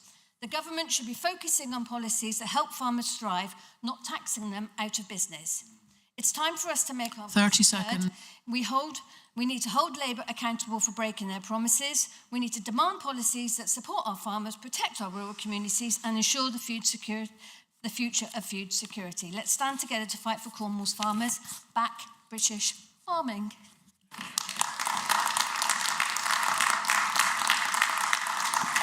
Councillor Worth. Thank you, Madam Chair. I'm not going to repeat some of the details as said before, but I just want to make the point in being qualified that my grandfather farmed at Tydeford, my father farmed at Tydeford on the family farm. I went to Landrake Young Farmers, and I remember some of those events, Councillor Craker along the road. I think it's important also now to say about farming, the family still has a significant dairy herd, and that produces the milk that we see go to Davidstow to produce the cheese that provides that product for this country. I'm proud to say it and see those tankers deliver that for the Cornish economy. Last year, I recall on Christmas Day, we travelled for some time around the land, and we were told now by our departed 93-year-old, in that case, it wasn't my father, but in the relation, that this would be passed on. And I can remember him telling us that and really making that point. And that meant a lot. Not to me directly, don't make that clear, but to the family and parts of the family. But it's now on those tough days, and I think people forget what farmers do. We had a situation not that long ago where, the roads are blocked, there's trees down, there's problems. Our school bus couldn't get through. Our community bus couldn't get through. Who was out there? Now, of course, highways will do their best to get to every tree and everywhere in Cornwall, but they can't always. And it's our farmers that are out there in every weather that are supporting our local communities, particularly rural, in delivering that service. There's no payment. There's no question. It's done. And that's the point. And the call goes out and the farmers will be there to support our communities. But I want to also say, and it's important to come back to, it's our young farmers and those children that we have to make certain that their future is secured in Cornwall, because we need them to grow our food for the long term. Thank you, Madam Chair. Councillor Perry. Yes, thank you, Madam Chair. I will be brief. Right from the start, on their first day in power, it was very obvious that this government was after every penny they could get, regardless of the consequences. And much of this did not appear in their manifesto. It was not even planned, or if it was, it wasn't announced. So they started by milking the pensioners, for many of them, of the winter fuel allowance, which in itself was bad enough. They then decided to remove the £50 a year subsidy given to all those who use South West Water, which is everybody in Cornwall. Then they started by milking the employers and businesses, literally by increasing national insurance. Now, they're milking the farmers. And quite frankly, if you forgive the pun, it is ill-conceived, it's badly timed, and it will do irreversible damage to generations of farmers to come. And quite frankly, it should not be happening. Thank you. Councillor Toms. Thank you, Madam Chairman. Councillor Craker, agreeing with Councillor Martin, there's got to be hope for this chamber yet. What does a fisherman know about farming? Well, in my youth, I worked on a farm, and the farmer's name was Farmer Toms. And I used to go in and help him milk the cows, bottle the milk, and then help the milkman to deliver it. So I do know a little bit about it. I don't know everything. One thing I will say is that without our farmers, where would we be? At the end of the war, they produced 95% of everything that we ate, drank, and everything else. Now they're down to 60%, and it was down to 58%. So without them, we would starve. And that's why I'm supporting this. I'm going to support the motion as it stands, and I support what has been broadly said in the chamber, because there have been some really good, excellent points brought out. Thank you. Councillor Parsons. Thank you, Madam Chair. Clearly, I'm not as old as Councillor Fairman or Councillor Pater, but even I can remember when farming was more enjoyable and less pressurised. It was a way of life, and our families were integral to our rural communities where we lived. Over the last 30 years, we've seen a gradual erosion and steady decline in the family farm, much to do with the rise of the supermarkets and corporate dominance squeezing profitability, but I have no doubt politicians with a lack of understanding and disregard for the sector have played their part, whether that be TB policy, BSE, ill-thought-out trade deals, overzealous regulations, bureaucracy and greening agendas that we all have to adhere to.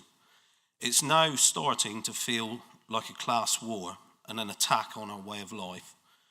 What Labour have done with the introduction of these inheritance tax proposals for family farms isn't so much giving us a kick when we're down, but more a stab in the back, as they have renegaded on their pre-election promise not to do so. Then add in the BPI property relief to the mix, and you will be inevitably heading for a full rural economic slowdown, as farmers won't be looking to grow their business, but instead looking to pay inheritance tax bills. Farming is a business that's very money hungry. When we invest, it has to be for the long term. Rarely nowadays do you see a quick return. To stand still is to go backwards and get left behind. With many experiencing low margins, for those who fall into this trap, it will be a very painful period and will leave many questioning why they have bothered. So I will be supporting this motion and hope it sends a clear message to our MPs and government that this ill thought out policy needs to be revisited and scrapped for the good of our rural economy. Thank you.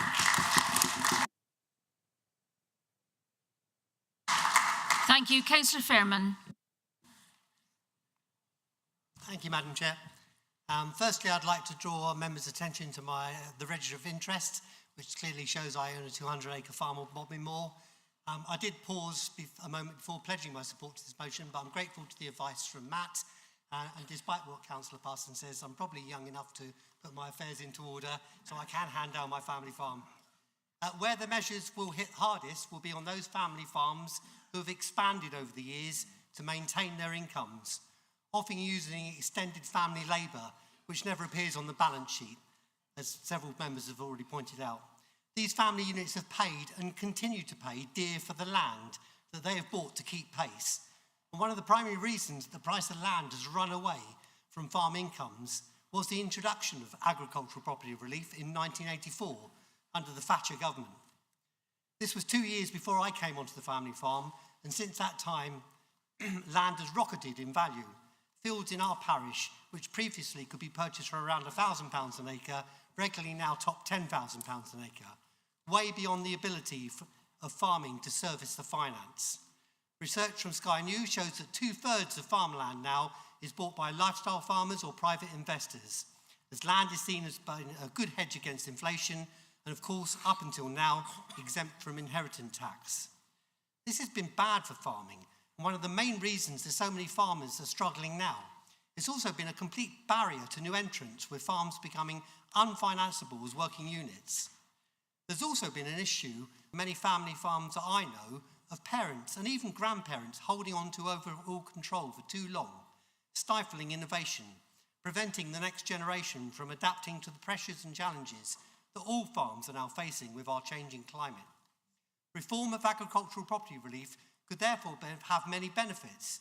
It could bring land prices down and make it a more affordable option for new entrants.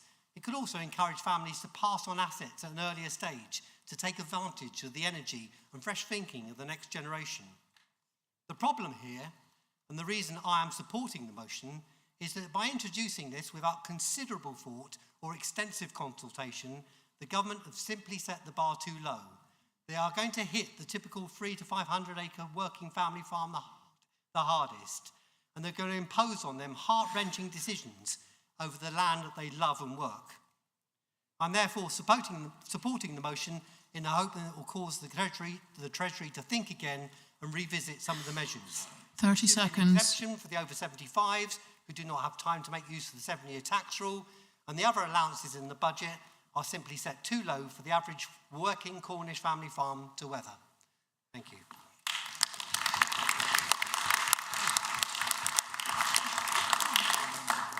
So anyone else who wishes to speak, put your hand up and keep it up in the air so that my Vice Chairman can take your name.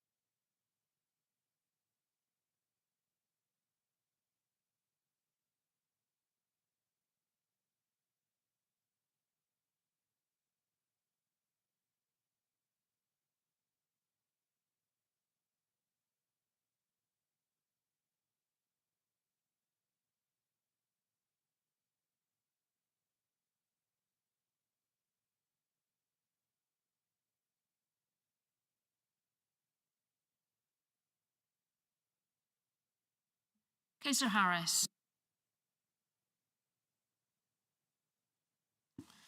Thank you, Chair. This is the most awful proposal from HMG. It has come in with there's been no consultation with affected parties, not even the Environment Secretary, who only found out about these proposals 24 hours beforehand. The claim that this will not affect many farms has been shown to be incorrect, both based upon my research and the work of the NFU, which is perhaps more important, which has shown that 75% of commercial family farms will be over the threshold. You should have seen my exchange of emails with Councillor McGowan on the costs of this on an average farm. My figures show a horrendous £500,000 bill on an average farm. Councillor McGowan has come up with a different figure of £165,000, and this just depends upon the circumstances of the family, and we can argue this outside here rather than awfully technical. But the point here is, even that minimum figure, and picking on Councillor Parsons' point about farms are asset rich and cash poor, how do you find that money? Councillor Fairman made the point. You know, this is unplanned, unexpected. If you are not so young, I'll be careful with the words here, how do you plan for something? You know, where you quite possibly can't expect to last for 7 years. You know, so the main point, farming is a key national industry. This is an ill-conceived attack on an industry where yields are poor, cash is tight. The talk of closing a loophole is predominantly a nonsense. This is the politics of envy. It can or will cause the breakup of family farms and possibly the sale of parts of farms for development or even the dreaded solar farms. And in closing, I don't want to be dramatic, but it comes back to something Councillor Fairman said. I've heard of real concerns about farmers contemplating ending their lives early to effectively to get in before this horrendous tax comes in April 26. That's awful. There's been no consultation. I absolutely support this motion. Thank you. Councillor Desmond. Thank you, Chair. Farmers are the guardians of our countryside, food supply and environment. They employ many hundreds of Cornwall's people. Farmers are not wealthy. Many farming communities suffer deprivation and hardship. In November 2023, Labour told the BBC it pledged to respect rural communities. After admitting it had become too detached from their concerns. How true. Reeves and her colleagues have no understanding of farming communities and the role they play in the fabric of our British culture. They have no empathy for the damage to the decades of tradition the Reeves tax burdens will destroy. It is a lie to say the inheritance tax or the agricultural property relief is about fairness and only a few farms will be affected. The tax threshold includes business property relief, combining the value of land, machinery, buildings, and other assets. That means working capital is included. The overall tax bill will be huge. And of course, they have taxed farm jobs whilst giving away money to the public sector. Another far-left ideologue, John McTernan, who was Tony Blair's political secretary, said a few weeks ago that Labour don't need small farmers. It's an industry we can do without. On a grander scale of ideological-driven policies, there was the great leap forward of communist China that led to a terrible famine during 1958 to 1962. Reeves and the current Labour leadership avidly supported Corbyn and MacDonald, bearers of the Little Red Book. The consequences of the extreme left-wing agenda behind the Labour tax proposals will decimate our farming industry, their jobs and food security. The bookkeeper celebrates the worry and anxiety her ideological-driven actions cause. She cares nothing for the well-being of our farming communities. It's an industry to do without. And she has the unquestioning, ignorant support of our Cornish Labour MPs, such as Peregrine Moon in my division. They demonstrate their opposition to thriving and sustainable Cornish farming communities that deliver great food and a wonderful environment for all. I'm very angry that Reeves and her colleagues, such as Peregrine Moon, are deliberately harming so many of our society that they consider disposable, from freezing our elderly to causing farmers to commit suicide. We can do without them, they cry. Support this motion, but do more. Get out there and fight to throw out the cruel Labour politicians and thus protect our Cornish elderly, farmers and culture from further attacks by hard left government. Councillor Cruz.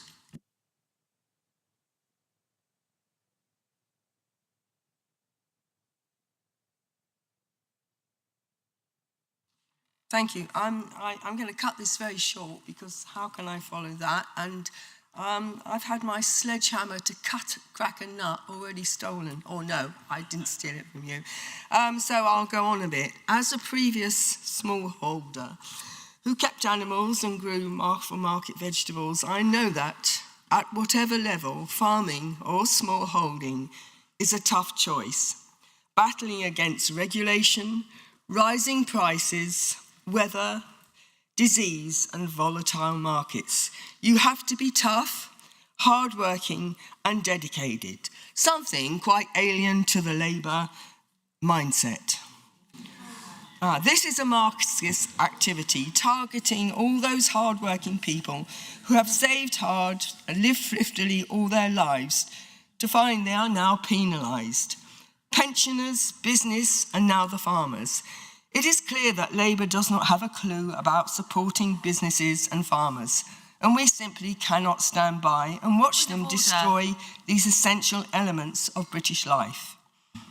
The outcome of this tax will be selling off land, probably to housing developers and solar and wind farms. No land... Point of order, Chair. No farm. What is the point of order?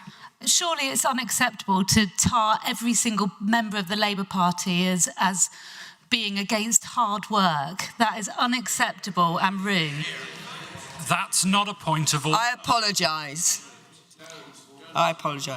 Right, no land equals no farm, equals no farming business, equals no farming family and no future for farming.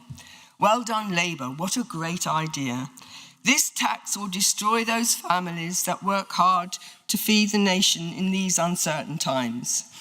Our Conservative leader has said she will reverse this tax when we return to this country. However, 4 years is too long to wait. I implore this government to reverse their decision. It makes no sense financially or ethically and will have far-reaching negative implications for our proud heritage as a nation who supports their countryside and their farmers. And I do apologise, but I am equally very angry. Councillor Jewell.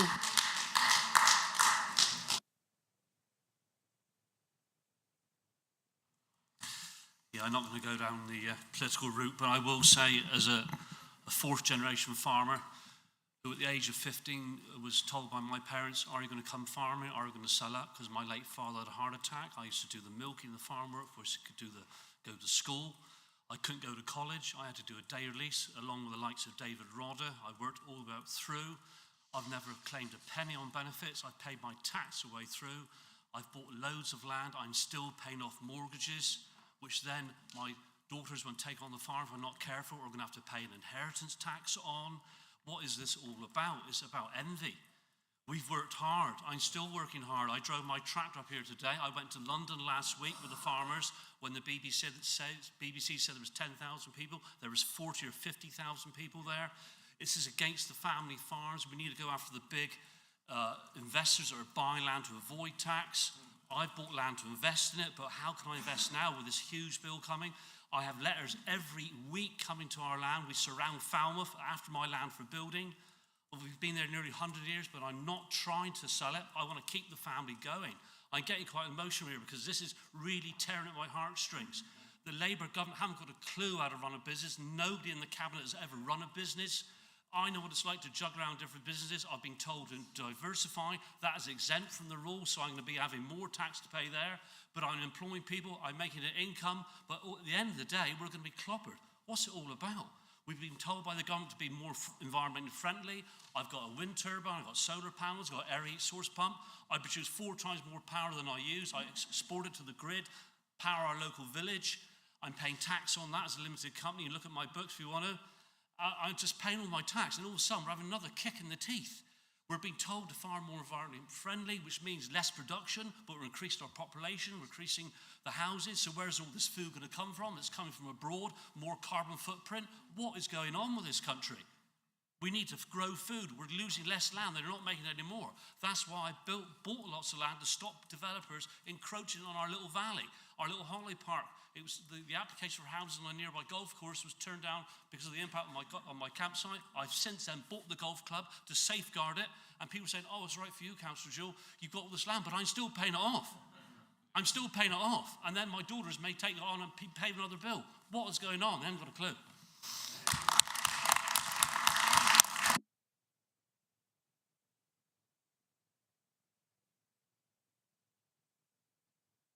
Councillor Conway. Thank you. This latest budget continues an attack on Cornwall. Mining. They thought they finished off mining in Cornwall, but thankfully we've now found that we can get that working again. Fishing. Cornish fishing has taken a real hammering recently, but hopefully in time we can resurrect it. Farming. Having had a go at those two, carry on, have a go at the farmers. And whilst they're at it, look what else they're doing down in Cornwall. Tourism. Well, we put national insurance up for employers, so low-paid employment is going to cost an awful lot more to do. So it's an attack on the Cornish way of life. It's more than just an attack on Cornwall, on farming. It's an attack on the Cornish way of life. As most of you know, I used to be a tax inspector. One thing... Boo! Hiss, yeah. Well done. This isn't a pantomime, though. But one thing I did notice was you see the accounts of various people come in, and you look at most farming accounts, the one thing you don't see very often on there is large profits. You don't see many people paying higher rates of tax. Why? Because these are hard-working people that work all the hours you can, and at the end of it, the return is slow. So when you've got such returns, how are you going to pay the estate duties, the death duties, when it comes along? You haven't got the slack in farming income to pay for it. It's if someone's earning hundreds of thousands of pounds a year and you've got a tax bill of $500,000 to pay over 10 years, yes, you've got the income to do it, but farmers don't have that income. And what happens if you take away experienced farmers from farmland? What happens? You put some big person from London who's got loads of money and he puts someone into it who doesn't understand the farm. What happens? It doesn't produce what it should do. You can't produce if you don't know what you're doing. If you haven't been born into farming, you cannot farm properly. You don't know how to look after your cattle, how you look after your crops and everything else. So this is an attack on 30 seconds. On the Cornish way of life. And I feel sorry for my Labour colleagues over there to my left. They've got the job of defending the indefensible. So yeah, I feel for you on this, and I would just ask you, please support this. It's part of the intrinsic way of life in Cornwall, the way of life in England. Farming is a really important part of our way of doing things. Thank you. Before I bring in the next speaker, just to remind speakers that to make sure that they're directly talking about the motion, and I know everybody is very heartfelt and emotive, but we need to draw it back into what the motion is about. So can we just sort of I know it's horrible, rein it in just a little bit. Thank you. Councillor Long. Morassi, thank you very much. A lot has been said this afternoon. I will certainly be supporting this motion. But because of points 1, 2 and 3 in the motion. I will be supporting this in spite of some of the comments that have been made today by some people. I want to thank Councillor Craker for bringing this motion again. He's tried really hard, and it's very difficult for you sometimes, to take the party politics out of it. Well done for doing that. Councillor Fairman, Councillor Parsons, in Councillor Jewell, I thank them as well for some of their comments. But let's not be stupid about this. The crisis affecting the farming in Cornwall in the UK is much older than July the 4th. It started decades ago. Government after government after government have attacked farming in the UK. I was speaking to a farmer last week who has about 160 acres. He says that's worth more than £1 million on paper, so I'm targeted in this new thing. But he earns half the minimum wage. But that didn't start on July the 4th, ladies and gentlemen. That started decades ago. That started with successive governments failing to look after the best interests of farming in the UK. So while we get the hypocrisy of some people on this side of the chamber who quote just what's happening now with the Labour government, and they are right to decry what they're doing because it is wrong. But it is also wrong that for 14 years, the previous regime, together with some Liberal Democrats in the past, have not done anything to support farming. Whether it's signing a deal with Australia and New Zealand, attacking British farming, whether it's failure to protect the price of milk, attacking British farming. That is what we should be fighting every single day. This motion is absolutely correct. We need to urge the government to change their mind on this. They are betraying the British farmers, but they're not the first to do it. Thank you. Councillor Bunny. Browse Chair. Thank you very much. And I'm speaking as a grandson of a tenant farmer and a son of a farm labourer. And our family have farmed in Gorham Parish since at least the 1600s. But I'm the second son of a second son. So I'm not inheriting anything, any land at all. And I chose teaching because I thought it was an easier job than farming. Not so sure if that's true or no, but I certainly think we shouldn't underestimate the huge pressure and the anxiety our farmers are facing today.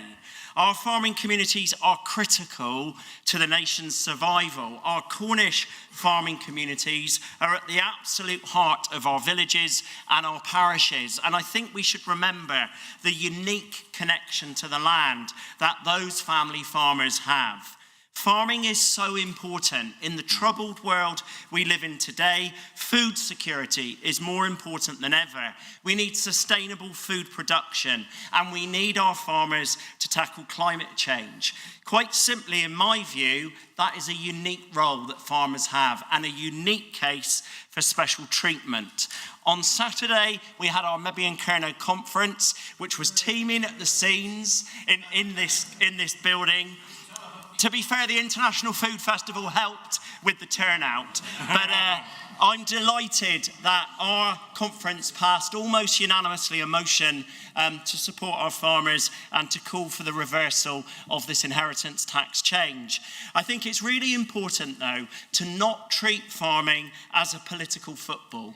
These issues, our farmers, our communities are too important to play party politics. Yeah. In my view, Westminster, of all shades, does not understand our unique situation for Cornish farming. Labour have got this wrong. They've got this policy wrong, and I urge them to rethink this. I think we need to work cross-party. Let's not be too dramatic with some of the appalling statements I've heard in this chamber about certain Labour politicians. Guess what, guys? We're in a new world. We need to work with them. We need to persuade them that they've got this wrong. And we actually need to work with our Labour colleagues and our Labour MPs to make sure their voices are fairly representing our farming communities too. So let's work together. 30 seconds. Let's make sure the government rethinks, rejigs and changes this policy, because some of those big investors, they do need to be tackled as well. So we will be supporting this motion, Mebby and Kernow, unanimously. I'm proud to be from a farming family, and I thank all of our farmers for their unique contribution to our communities. Councillor Jordan.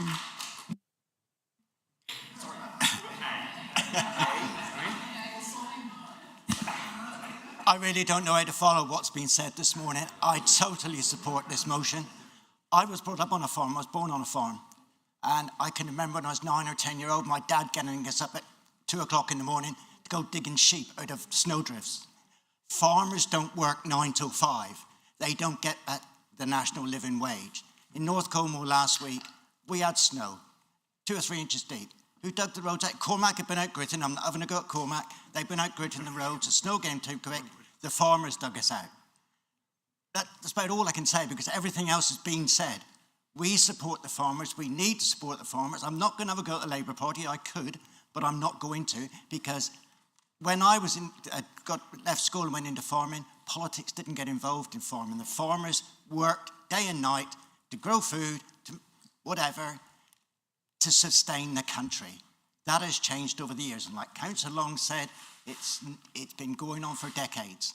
And we need to support our farmers now. We need to persuade this government they've got it wrong and to go back to looking after our farming communities better. Councillor Candy.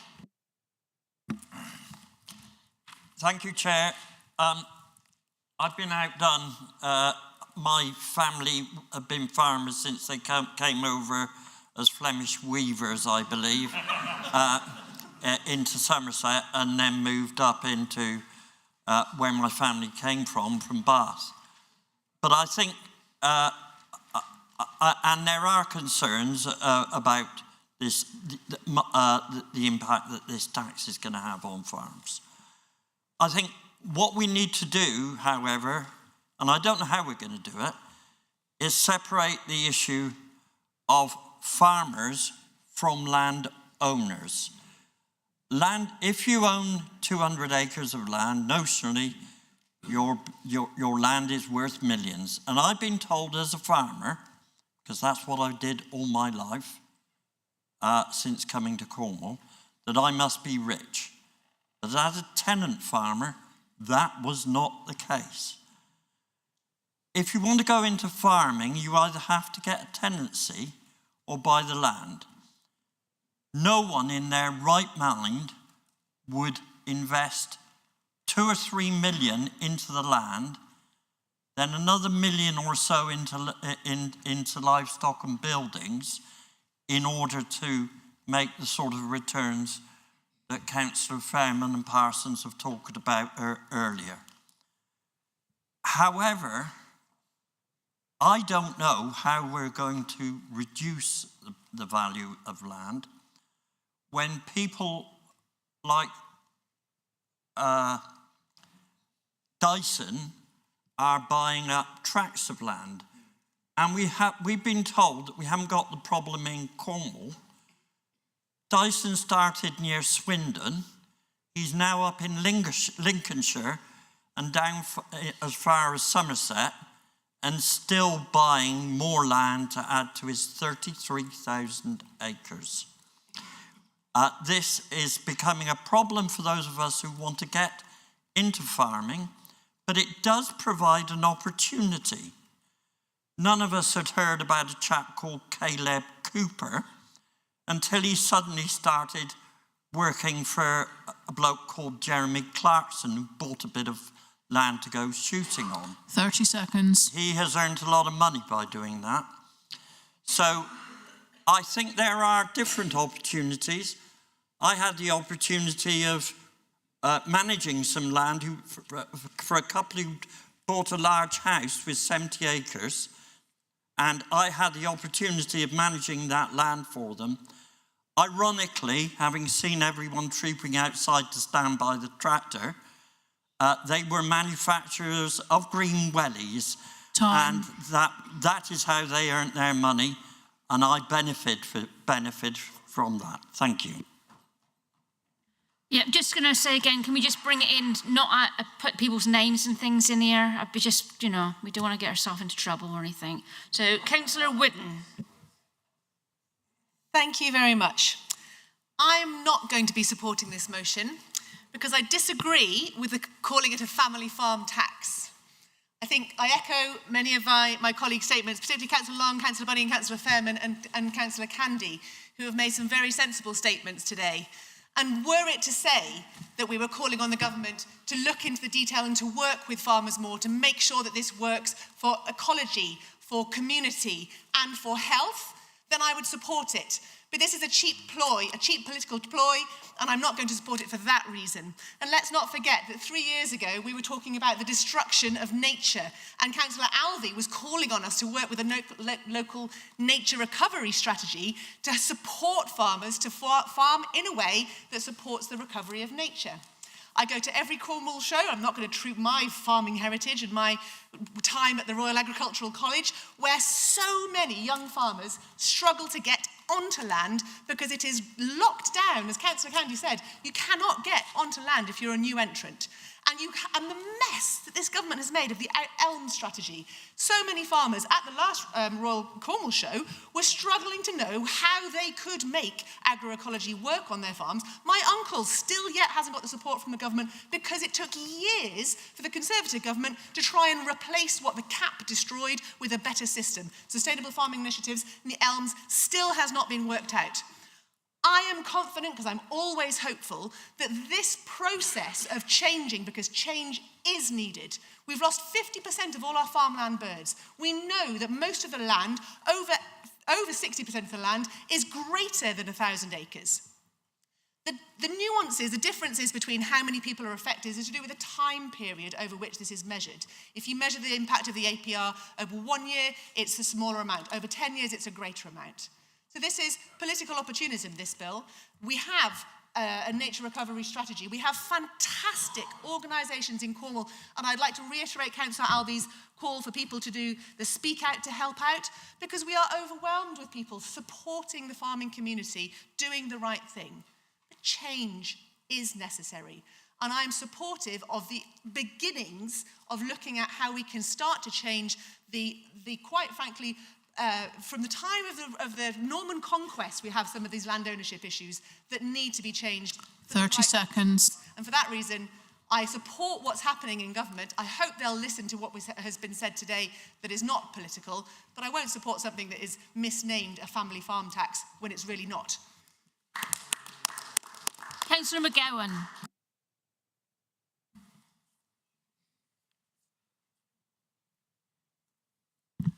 Thank you, Madam Chair. This is fun, isn't it? I'd like to thank Councillor Long, Councillor Bunny and Councillor Wooden for bringing some balance to this debate. Really appreciate your comments and those of others that have spoken measuredly today. I do stand here, though, having a feeling of deja vu in that once again, we've had a council meeting which has been very light on any serious local policy debate, with an agenda light on substance and largely focused on procedural matters. I think this is really an indictment of this administration's lack of direction. An important housing motion referred to Cabinet because of its financial implications, and one debated which is largely focused on national policy, something this council has tried to avoid till about the 4th of July, I think. As long as motions refer to national policy proposals, something which none of us have any influence over, concerns about debate in this chamber getting party political will again be raised. The issue raised in this motion looks to address concerns around the impact of changes on inheritance tax on farmland and business assets, to which farmers currently receive 100% rate relief. Introductions of new legislation in April 26 aim to make inheritance tax arrangements more equitable and would see the introduction of a reduced inheritance tax of 20% for assets over £3 million for a couple and 1.5 million for an individual farmer. To many people, the thought of having millions of pounds worth of assets is a distant prospect, but that does not take away from the concerns from those who will be affected by these proposals.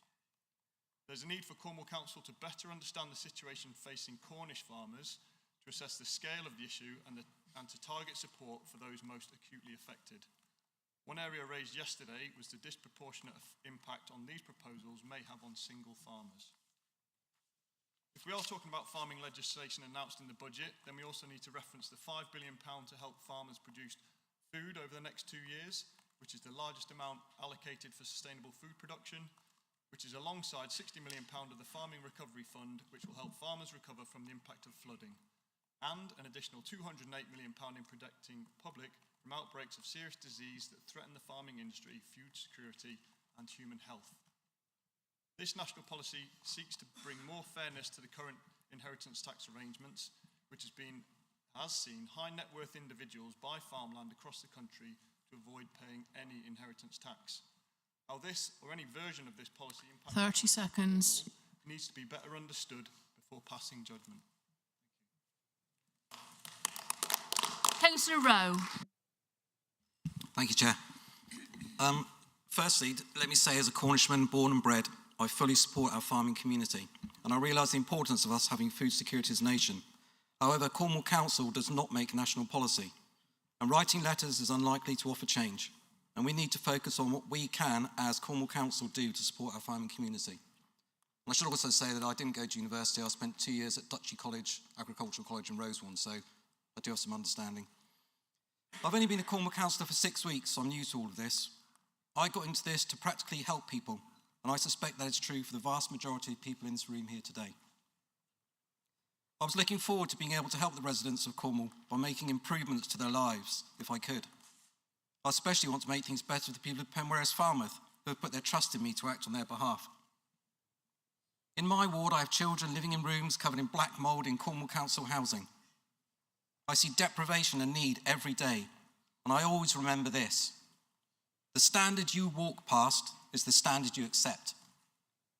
Well, I don't want to just walk past anymore, and I don't just want to accept that what I see cannot be made better. Cornwall is a duchy with stark contrasts in living standards, and all over Cornwall, people are in desperate... Councillor Rowe, what's this got to do with the motion? We've gone off piste here. This is a farming debate here. So we need to go back to the motion, please. Let me carry on. Everyone ready? Thank you. I've been to 2 ordinary full council meetings now. I was looking forward to getting stuck into business of the day and getting involved in issues that can offer real help. But what do you as councillors sit around to discuss? Is it about helping our most vulnerable? Is it about supporting those in need? No. The main matters discussed at those meetings are writing letters to a government about things over which we have no control whatsoever, as in this motion. We get paid and we claim expenses to sit in this chamber, and we are here to help our residents. But instead, we are playing party political games with the current administration trying to kick the government... Councillor Rowe, this is not about the motion. I'm going to give you one little bit more leeway here to go back towards the farming motion. Thank you, Chair. Thank you. I should be voting against, abstaining from this motion, and I would ask that, let us do what we're all here to do. Let's act together and tackle the very real problems we face as a council. Let's focus on local issues which we can directly influence. Thank you. Councillor Wills. Thank you, Madam Chairman. Rachel Robin Reeves has once again, as Labour has in the past, set the countryside against rural communities. How sad that it's come to this, that the aggressive inheritance tax is used to raise money for the Treasury. Why should people work so hard all their lives so the government can just take it away upon death? Which goes to prove that successive governments will tax people from the womb to the tomb and beyond. I married into a farming family. My father-in-law died nearly 10 years ago, and his wish was the farm would go on and his children would continue. They do. However, they all have to have second jobs because the farm simply doesn't pay. They do it for the love of the land and the commitment to the countryside, and in their father's memory, and respecting his wishes. It's nice to see that Councillor Jewell has brought his tractor here today. Sadly, it's a Lamborghini and not British. But then Clarkson's got a Lamborghini as well, but then does it matter as long as you keep the flag flying, Alan? That's a joke, by the way, it's not a thing against you. Our farmers need to be more like the French and protest in a way that the public fully understands where their food comes from. I support this motion, but as in the past, a letter to whoever in Westminster won't make one iota bit of difference to this or to any government. I urge farmers to protest and protest hard. Our farmers need our support and our farmers need our thanks for all they do in keeping this country fed. This tax will only push the land into the hands of the corporate mega rich and the superstores, because land will have to be sold off to pay the tax, and farms will become smaller and less viable to the point where family farms won't exist. At least we're talking about it. At least we're debating it. At least some of us aren't making a party political broadcast about it. Let's support our farmers. Let's support this motion. I know it won't make much difference, but it will show to the communities, it will show to our farmers and our families and our friends who support the countryside that we actually support them too, even though we won't be able to make a difference. I will look forward to voting for this motion, and I urge everyone in this chamber to do the same. Thank you, Madam Chairman. Councillor Martin. Thank you, Chair. So the Labour government is asking us to believe that they're trying to close loopholes which have been exploited by the super rich to avoid paying inheritance tax, and that they aren't really interested in hurting ordinary family farms. But we know that the very people they claim to be targeting will take steps to avoid it. Jeremy Clarkson said he'll put his land into trusts, and others will use other mechanisms to ensure that their wealth is passed on tax-free. On the other hand, these mechanisms aren't suitable for genuine working farms whose land is used as collateral for the lines of credit they rely on to stay in business. So in practice, the real villains are getting away with it, and the government has a choice. Either change the threshold or the timings to give ordinary working farms the chance to protect their inheritance, but end up getting too little money for the exchequer, or stick to the plan and raise more tax, but destroy family farms along the way. The government says it must make tough decisions, but if they stick with this, they will be forcing sick or elderly farmers to make the toughest decision of all. As with all inheritance tax, those who pass on their assets 7 years before they die are exempt. But as Councillor Harris pointed out, by introducing this change with less than 18 months' notice, farmers who think they might not have 7 years left to live face the hardest choice of all. Live past April 2026 and see your family farm taxed out of existence, or die before April 2026 to protect your children's inheritance. The Chancellor says she's heard no alternatives, and she's right that the Conservatives who created this black hole in the first place are opposing all attempts to fill it. But the Liberal Democrats did set out billions of pounds of new taxes in our election manifesto, targeting those who can genuinely afford to pay, such as big tech companies, oil and gas giants, and the banks, all of whom continue to make record profits at our expense. If the Chancellor wants to know how to raise funds without harming our rural communities, she just needs to listen. I was very grateful to Councillor Craker that in May 2023 he listened to the Liberal Democrats about what supporting our farmers would really look like. I'm disappointed that he didn't ask for the update on that motion to be published before presenting this resolution, this motion. If he had, he would have seen that on every single measure, the Conservative government failed to support Cornish farmers. The fact that the Labour government is now making things worse does not mean that the Conservatives were going in the right direction. If we really want to support Cornish farmers, we should listen to the actual measures which they say would make a difference to them. Now, Councillor McGowan is right that the power for this council to take direct action has been stripped away by successive Conservative and Labour governments who centralise power in London. But we do all have a voice to speak to our MPs. I know that our Liberal Democrat MPs are opposing this new tax. Ben Maguire from North Cornwall has actually met with the Farming Minister twice and raised this issue both times. I'll be writing to my local Labour MP to ask her to follow that example and stand up for Cornish farmers. Councillor Fitter. Thank you, Madam Chairman. I should be supporting the recommendations of 2 and 3 as set out on page 81. I find the context of the rest of the debate to be rather strange, and I cannot in any way support most of the conclusions because I'm not an economist. I leave that to people far brighter and cleverer than I. And I followed with interest the email conversation between Councillor Harris and Councillor Dwelly, was it? No, Councillor, I forget the name, Councillor McGillan. And I didn't understand it because I'm not an economist. I leave that, as I say, to central government or to Tracy and people in this authority to work out the figures.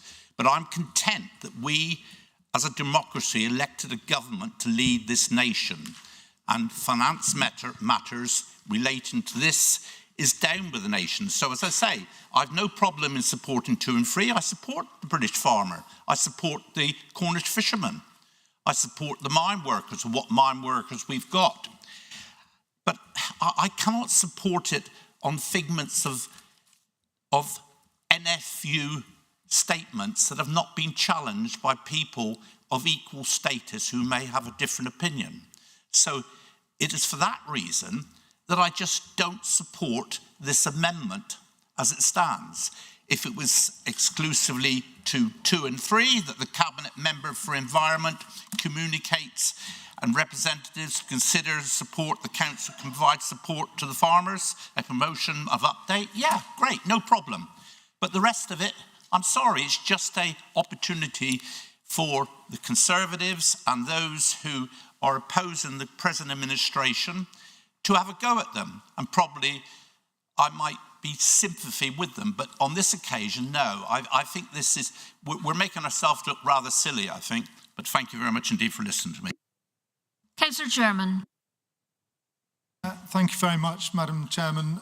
Following on from Councillor Fitter, I'd be grateful if you would consider taking the motion in the individual parts.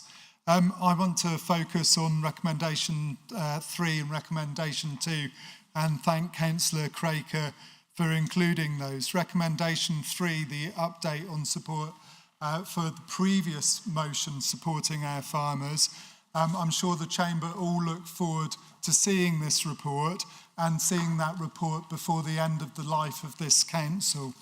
And on recommendation 2, I'm sure we all welcome Councillor Alvey's leadership on seeing what we can do, what Cornwall Council can do to support our farmers. But I hope that it won't be confined to Councillor Alvey's cabinet role, because it's a much broader issue than this. Councillor Monk, unfortunately, has left the room, but planning plays a key role in this. He's at the back. Thank you, Councillor Monk, still listening. So we've seen many agricultural restrictions being lifted at a time when Cornwall has a housing crisis, when farmers are making poor returns, when farm labourers are paid lowly, but we're turning agricultural tied properties into commodities rather than serving the agricultural community. So let's look and see what Cornwall Council can do about that.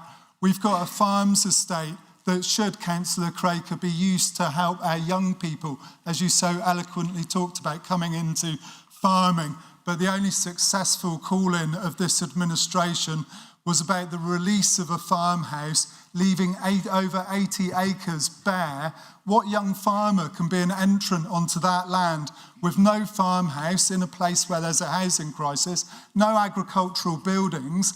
How are we supporting our young people to come into the industry? So I really look forward to a wide look, not just in Councillor Alvey's area, but across the whole of the council, about how we can support our farming industry. And Madam Chairman, we've heard about the failure of this Conservative-led council, a Conservative government and 6 Conservative MPs to deliver for our farming industry and our residents more broadly. But today, we have also witnessed the coming together of the next Conservative Liberal Democrat Council of 4 years of railing against the Labour government to, again, not deliver 30 seconds. For our residents. Instead of actually, how can we work together across the chamber? How can we concentrate on the real issues facing our council and deliver for our residents? Thank you, Madam Chairman. Councillor German, just for clarity, I'm not minded to break the motion up. It is what it is. One is just a letter, so no, I'm not going to be doing that. Councillor Dwelly. Thank you, Chair. Can I just comment that, like some of these motions, for many years, a lot of heat, but not a lot, very much light comes to this chamber. I was very relieved to hear some of the speakers who had a more measured tone on this, and I think they were very much more effective at persuading some of those who might be sceptical of their arguments. Councillor Jules, for example, well spoken. Not so good, some of the others. I don't need to say who they were, you know who you were. Now, can I please point out 2 things? First of all, if you vote to, quote, stop the family farm tax, you're voting to take that tax away from people who are not farmers, but are the sorts of investors that others have talked about. So can we be very clear that the tax applies to people who invest in land, not just to farmers? So please, can we have some consideration of that fact? And I'd like to propose a new amendment, which I think will be helpful, and I hope, Councillor Craker, you will agree to this without it going to a vote, but let's see if you think so. Given that we're going to be talking about this subject for some months, no doubt, whether it's political or not, I think this council needs to know. We all need to know, because we don't, whichever side of the argument we're on or not, what the effect of these measures might be on Cornish farms. And I would think it would be very helpful if Cornwall Council could come up with some figures that we can all look at and consider, whatever our views. So I'm going to propose that Cornwall Council produces an assessment of the number and percentage of Cornish farms that may be affected by the measures. Now, I hope that's uncontroversial. Councillor Craker, can I ask if that would be accepted? If not, I'd like to put it to a vote, please. Thank you. Councillor Craker, do you want to discuss? I've no objection in principle, but I would like to take some advice from the officers just to understand if there's a financial cost of that, because I wouldn't want this to get referred to Cabinet after we've had such a wide-ranging and interesting debate to then find that we don't take this to a vote today. So I'd just like to get a little bit of clarity on whether this can be done without having to be referred to Cabinet and what the implications are. May I? I don't mind how it's done or funded. I know that Councillor Alvey's putting work in. He said he is, so I'm hoping it won't be a major cost. But I think you're saying, in principle, if we all knew the facts, it would be helpful. And on that basis, I hope we can agree to include it. Thank you. Councillor Craker. Well, as I say, I just appreciate a bit of advice from officers about whether there is a financial implication of that, whether it's actually something the council have got the officer time and capability to do, whether we need to get consultants, what's the cost of that? And I don't know, Councillor Dwelly, is the honest answer. Perhaps if this had been raised earlier, we could have had a bit of advice and steer from the officers about the implications of it. But as I say, in principle, I don't object to it, but I do think we need to get a bit of advice on whether that's something that can be done in this motion or whether it needs a subsequent motion later. Councillor Harris, do you want to come in? Yeah, sorry, Chair. It seems to me, I understand what Councillor Dwell is saying. He's saying we should effectively look at every farm in Cornwall to determine. We'll go on, Councillor Dwell. Repeat what you said so I don't go off a tangent. Yeah. May I? Sorry? No, look, it's very simple. We don't have the facts. And I think this council can find out what percentage and number of Cornish farms might be affected by these measures. That is simply where I'm trying. I don't care how we get there. Okay, I've got you. In that case, can I comment on the financial cost?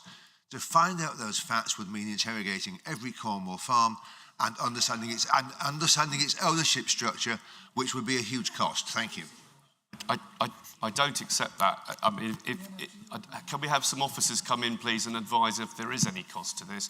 It should be fairly straightforward from HMRC information, land valuation, registry, etc. Thank you. Councillor McGowan. Can we have some quiet, please? Thank you, Madam Chair.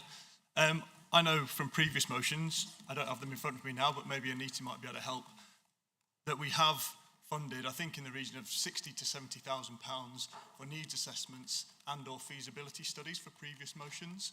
So I don't see what Councillor Dwelly is proposing is anything outside in terms of cost or level of activity that doesn't exceed anything that this council hasn't already approved without being referred to Cabinet. So in the last 12 months, we've done that several times, I'm sure. So I don't see why this proposal would be any different and approved as such. I'm now bringing in the monitoring officer. It's slightly difficult, and although I take your point, what's done already is done, and with a diminishing resource, it's more and more difficult to resource things. Necessarily, there would need to be an assessment of the resource that would be needed to do this. And so whilst in principle there is no tension for me in that being decided, it needs to be decided on a conditional basis that the resources are available to undertake the piece of work. So if we could perhaps tag on to the end, Councillor Dwelly, something like subject to officers confirming that the resources available to undertake the work can be made available, then I don't see a problem with it. May I, Chair? Yep. Very happy with that. Not trying to have some huge, big consultancy study. We have some excellent economic development officers who understand rural and agricultural economy as much as they do any other form of economy. So I'm happy to accept that. Councillor Craker, what do you think? Is that a reasonable compromise? Councillor Craker? Can we just read that motion at the subject to part? 2 seconds. Yeah. Just going to give the monitoring officer time to get this written down into some sort of sense. Councillor Martin. Yeah, thank you, Chair. So we don't have forever. You know, the government has proposed a law, a change to the tax code, that will be voted into law in January. We don't have time to send officers to spend weeks doing this to come back for a further discussion in this chamber at our meeting at the end of January. If this proposal is to say that we want the leader to write to the Secretary of State and to support that letter, that our economic development officers will, in the course of the next week or so, gather together the available information to make the strongest possible case, then that's fine. But if what we're proposing is delaying this decision until we can get a report to come back to January, then we'll have missed the boat, because this is being decided as we speak. May I? Sorry. Yep. Wasn't saying any of that, Councillor Martin. I didn't say that, and please don't think I am. We're going to be debating and talking about the future of Cornwall's farms for many months and years. This wasn't to replace anything else in the proposals, so I'm not in any way playing politics with this. I just think we need to know the facts, and yes, we need to be careful with the money. I'm very happy with what was suggested. How would we possibly not want to know this bit of information? Why wouldn't you want to know it? We do want to know it, all of us. So I'm going to stick with it, subject to what the monitoring officer has said, and I don't think it's controversial. Thank you.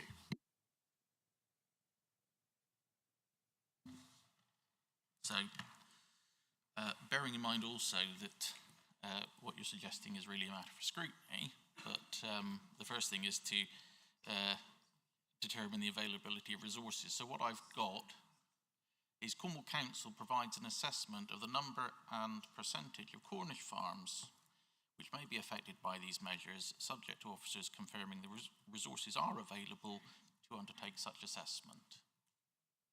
And if Councillor Craker and Councillor Musto are prepared to take that on. Councillor Craker. I don't know whether a short adjournment just to get that answer from the officers to work out whether we do have that time, and then we know what we're voting on. But a subject to motion, amendment just feels a little odd, because we could vote for it and then find the officers say, as we're walking out here, no, we haven't got time because our workload's already committed. So I wonder whether a short adjournment just simply to clarify that position and when we'll know. So you're saying no to the amendment? I'm not saying no to the amendment. I agree with it in principle, but if we're adding on a requirement for officers to carry out a report that we don't know whether they've got time or resources or the necessary skills to do, why can't we just get a quick adjournment to clarify that? And then we'll know, and we can go into this with our eyes open about whether it's something that's possible or not. So if it's possible, great. If it's not possible for financial reasons, it's a waste of time. And bring the monitoring officer in. So I'm really not sure that adjourning to do that assessment now is going to be helpful, or whether it would be practical to do it, because we don't know about the people who we need to speak to do that assessment necessarily. And whilst we've got strategic directors here, they may need to speak to others. So I suggest you either agree to accept the amendment or you don't. and then we go from there. Now, if you agree to accept it, then the assessment can be undertaken as to whether the resources can be made available, and if the answer is not, then members can be updated. But it will save us having to adjourn and then come back, because we're going to have that conversation anyway to work it out. But in either case, the letter would still go to government either way, yeah. Right, and bring Councillor Musto in as the seconder. There's hands flapping around everywhere here. Unless you've got an absolute solution to this quandary, put your hand down, because we need to go back to the seconder here at the moment.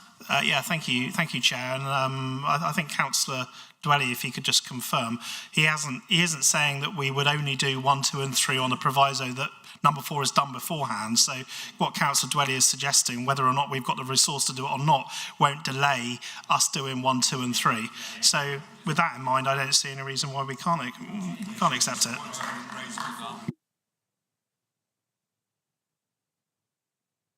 If you're prepared to accept it, we'll put it in as point 4. Okay. I listened to the wise words of Councillor Musto here, and Councillor Dwelly reflects that adding additional points onto motions like this can, without talking about it first, I refer you to Councillor Martin, who last time round came up to me at lunchtime and was able to talk to me about this before. Right, I'm going to bring in quickly Councillor Whidden. Thank you so much. I'm tearing my hair out here because this shows a colossal misunderstanding of what's being proposed. I have farming family. Everyone is seeking tax advice at the moment. So even if we did want to find out in the moment of time of tomorrow what the situation is, it would change the day after, because people are making changes because of the impact of the news, which is partly why how policy works. So I think we are utterly wasting our time in even going out seeking things, because it will change on a day-to-day basis. Tax company, I've spoken to agricultural tax advisors over the past few weeks to try and get some clarity. They are inundated with people getting in touch with them. It's a fluid situation. We cannot put our finger in water and make it stop. Councillor McKenna. Chair, very briefly, in order to possibly ease the burden on officers, we have an excellent farm advice centre which the council part funds. They will know the position on a good number of farms. They'll be able to get the information far more quickly, and we should have something this side of Christmas with luck. Thank you. Can I suggest that's added to point 4, please?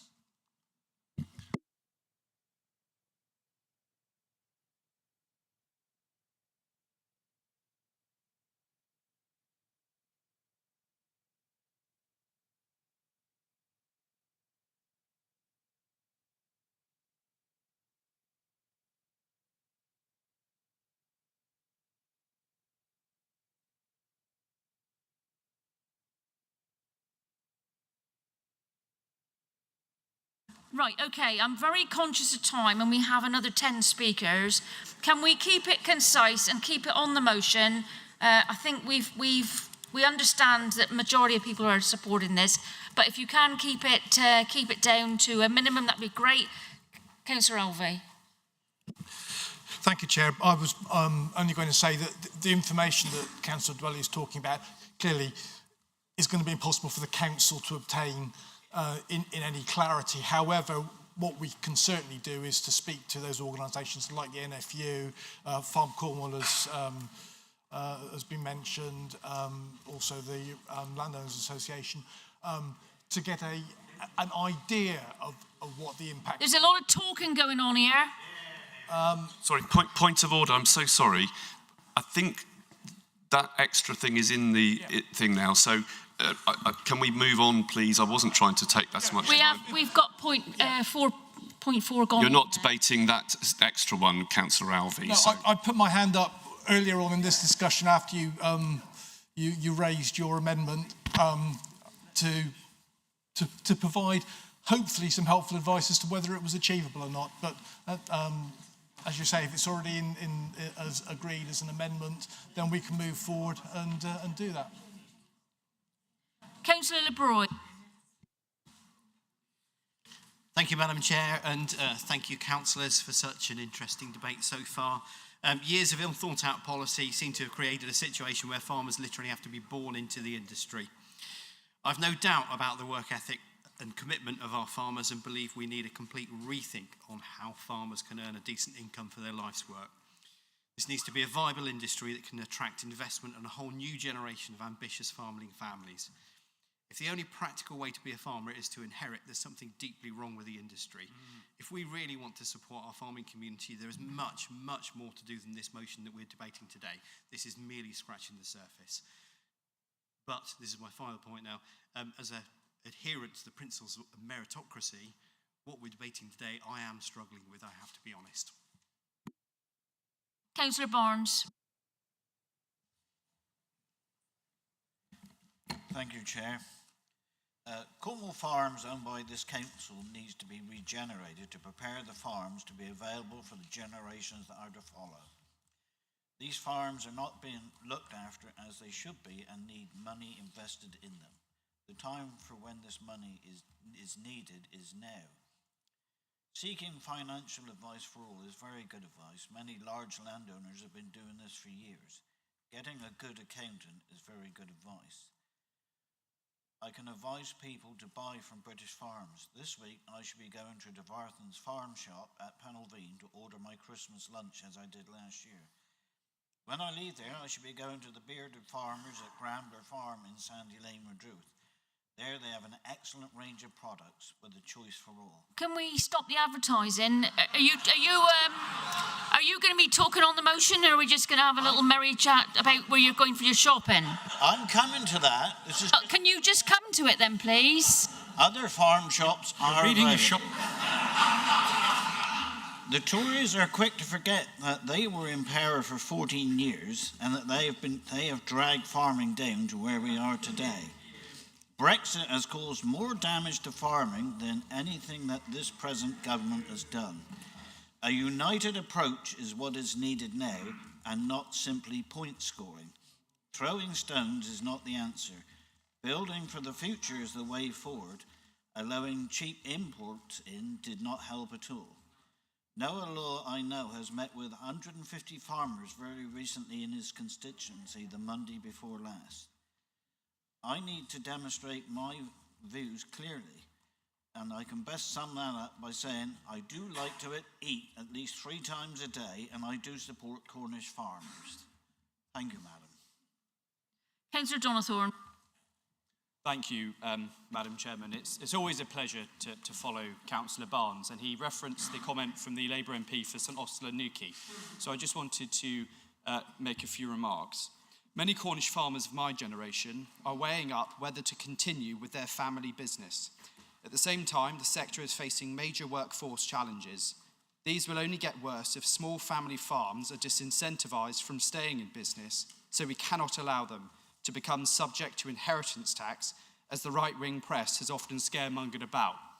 I agree entirely with the words of the now Labour MP for St Austell and Newquay, and it's a very big shame that he hasn't voted in tandem with the remarks that he has put out, like so many Labour candidates did at that election. And this is a chamber where people make points, so I won't be accused or decried of making political points, because it is our jobs as councillors to represent our constituents, our communities, and to hold both this administration and the government to account. And I speak entirely within the scope of the motion of point 1, where we're asking the Leader of the Council to write to the Secretary of State for Environment, Food and Rural Affairs and the 6 Cornwall MPs to outline the Council's dismay at the decision in the budget for the different measures.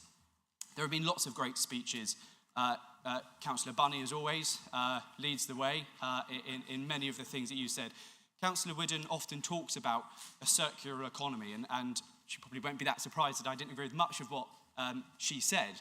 But in terms of the context of the circular economy in Cornwall, I very much see that in the scope that when the government hammers our fishing industry or our farmers with these recent budget measures, it doesn't just affect the farmers themselves, however awful that will be. It affects the next generation being able to come on and farm the land that generations have farmed before them. It affects our rural high streets, where we have fewer rural families being able to support local businesses. And one must question that when the government have stripped winter fuel payments, when they have introduced a family farm tax, when they've taken away the rebate that Cornish residents benefited from, and other measures within this budget, such as the tractor tax, where they have changed the policy around double cab pickups, and a jobs tax for small businesses and employers in our rural communities. 30 seconds. To ask, what is it about Cornwall and our rural and coastal way of life that this government just simply doesn't understand? And I actually say this of all of the Labour councillors in the room, who are all incredibly hard-working, brilliant local councillors. This motion isn't about you. It's about the Labour MPs and the government who have made this decision. And I think the point that I would finish is that I would really encourage you to support the motion and do what the Labour MPs in Cornwall are not doing, which is to stand up and be counted.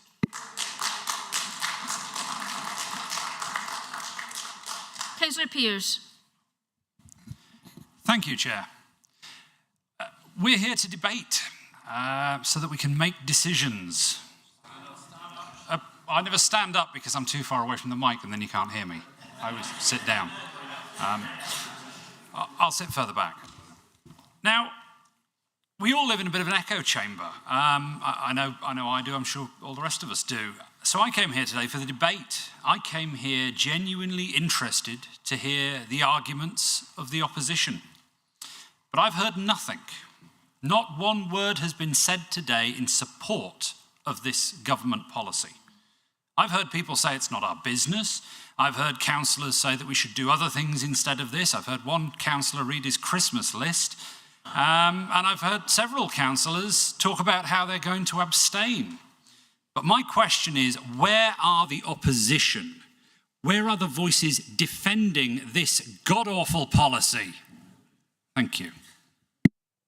Councillor Andrew Mitchell. Thank you, Madam Chairman. So I'll speak in support of the taxes that the Labour government wish to bring in, because I cannot believe we're here being hoodwinked by a few hundred unbelievably rich people who have said that our local farms are going to be taxed. There will not be one iota, hopefully, and I genuinely believe that everybody in this chamber supports our farming families, community and industry, which is what it is. I represent St Ives. Now, due to the ridiculous house prices in St Ives, there are many families that when mum and dad have passed on, unfortunately, have to sell the family home just because of the sheer price of it. Nobody seems to be standing up and saying how wrong that is. Well, I will.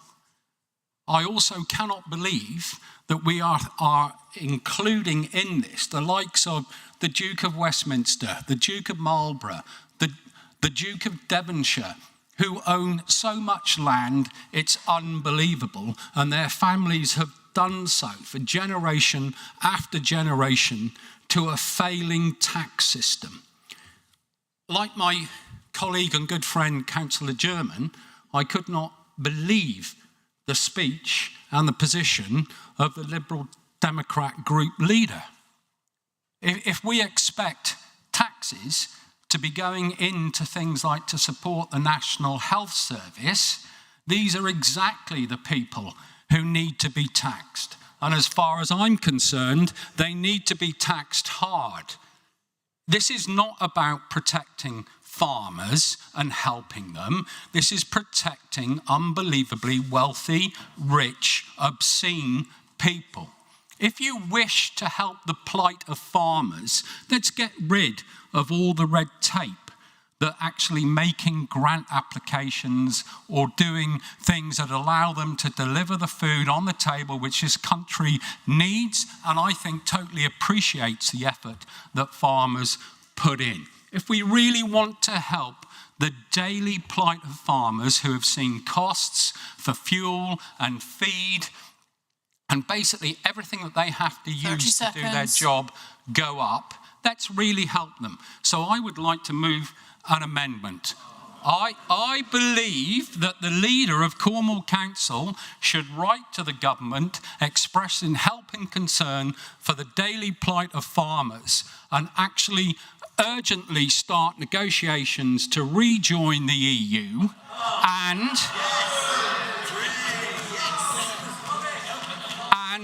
to allow farmers to claim all the benefits of the common agricultural policy. If you're going to address the issue, let's address the issue.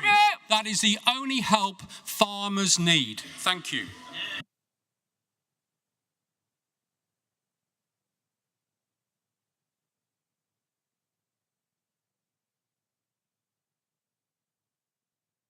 Are you actually proposing that as an amendment? Sorry, I'm not sure at the chairman's disbelief. Of course I'm actually moving that motion. Madam Chairman, I will second that motion. Thank you.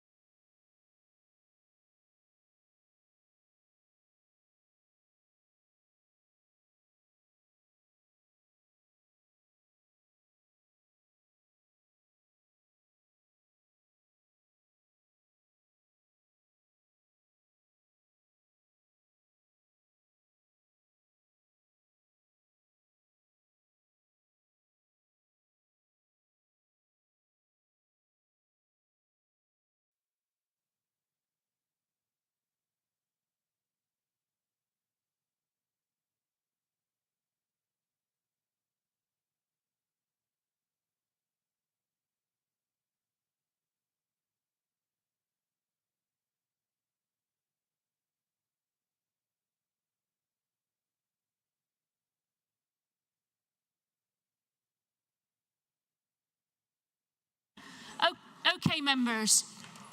I'm conscious of the fact that there's going to be several speakers on the amendment before we get anywhere else. So what we've agreed to do is we're going to stop for lunch now. You've got until 2 o'clock for lunch, and then we'll be back to get this done and dusted. Chairman, I don't think Thank you you asked me the question of if I'm accepting the amendment.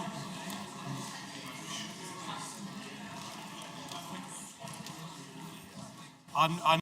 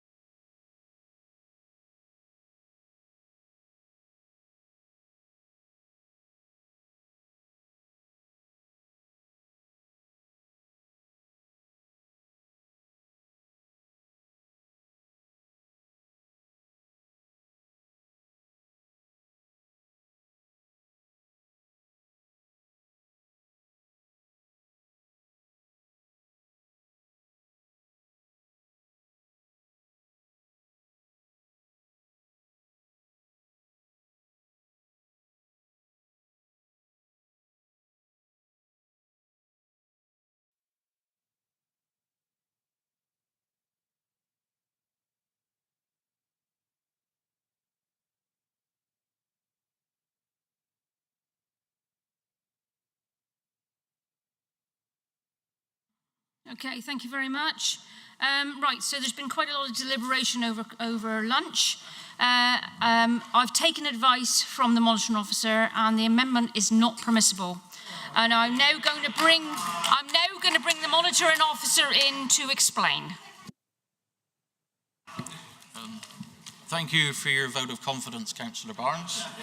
Oh, and you have got a new monitoring officer who was a good pick.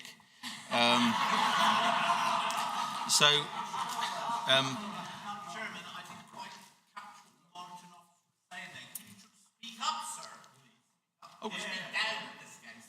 In Dublin, you have to speak up to the microphone. Up or down? Down here, you can speak. Which one is it, George?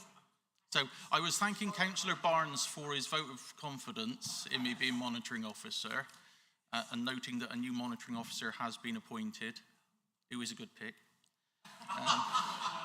And I just wanted to explain that in relation to the amendment, having regard to the amendment and the well-articulated context for it, my view is that the amendment that was proposed by Councillor Mitchell and seconded by Councillor Fitter negates the intent of the original motion, and so the amendment falls. So I'm sorry. Okay, so we're going back to speaking on the original motion. I've got Councillor Taylor. Gosh, didn't think it was my turn so quickly. Right, so thank you, everybody. I absolutely support this motion, and I only wish that the government had done an impact assessment, because that could have saved a lot of the arguments that have come from over the other side. But I actually just want to dwell on the way of life that farming brings to Cornwall. And I don't just want to think about the land, the cattle, how over generations it's been a sustainable way of life. I want to sort of start off focusing about the high incidence of suicide, and agricultural workers, unfortunately, feature very highly in those numbers. So I want us to be thinking what we can do to support farmers. I also want to think about the way of life. And I'm going to say something which will probably upset my Labour colleagues, but I don't think Labour understand rural communities.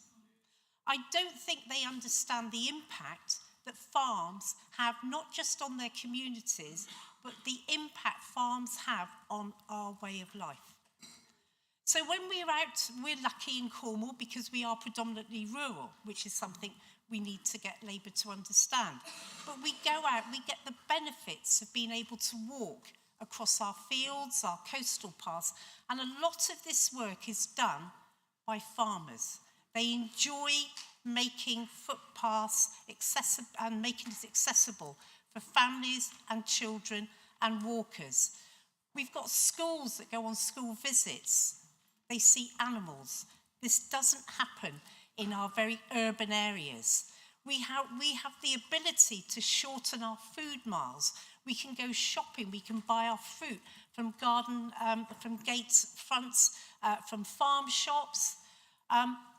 There's a whole way of life that really impacts us, even to those harvest festivals in church. Everything weaves its way around the communities and the produce and the way of life that farms give us. We are used to farming. We are used to taking benefit.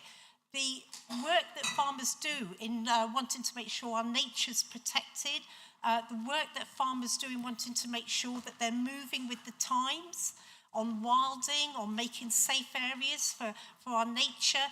It's a way of life. 30 seconds. So I'm asking, please support this motion for my reasons, the way of life which we hold dear and which we should take forward for our generations in the future. Thank you.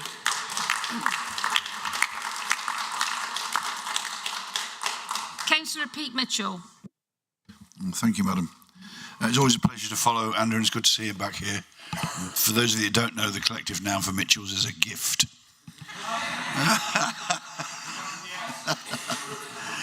I'd just like to say, Councillor Dwelly's gone, but I very much support his amendment.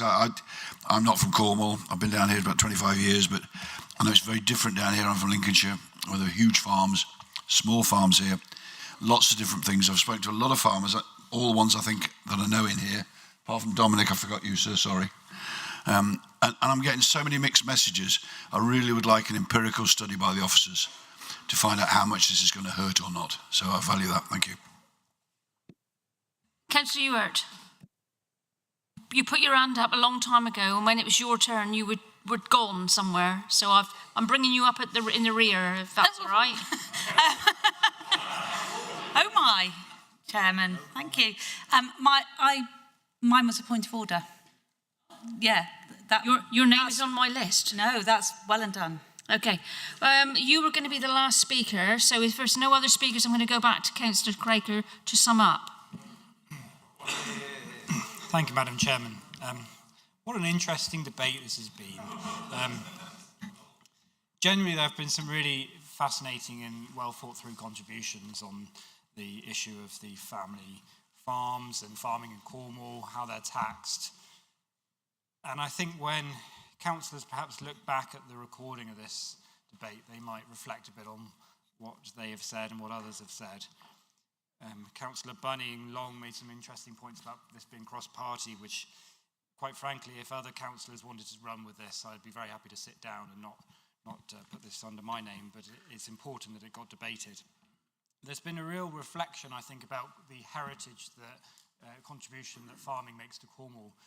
And actually further afield, we've heard about Isles of Scilly, Devon, Bath and Somerset, Lincolnshire was just mentioned. This is a real nationally important policy that I'm glad we've had the opportunity to have this wide-ranging debate today. Councillor Jewell, Fairman and Parsons have brought some real first-hand experience and knowledge. They haven't got a clue, Councillor Jewell. I think you're absolutely right. So our Labour MPs, I hope they may take heed of this. I don't know how our Labour councillors are going to vote today, but I do hope that whatever they vote, they do go back to their MPs, and the MPs don't just have nice photos with their farmers and say, yes, of course, we'll take your views back to Westminster, but I do hope that they pick up the phone to the Chancellor, they demand action, they build momentum, they campaign, they make the government realise that this really matters and this is not an issue that's just going away. Because our MPs are not just Labour MPs, they are our representatives, and they need to listen to us in Cornwall and take our views and concerns back and make action happen. So that's it, I think, Madam Chairman. I'm happy for this to go to the vote. Thank you for your indulgence.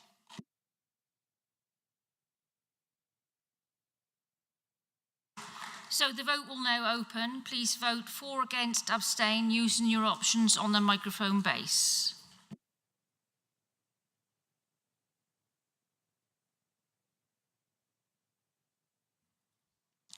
Couple more seconds.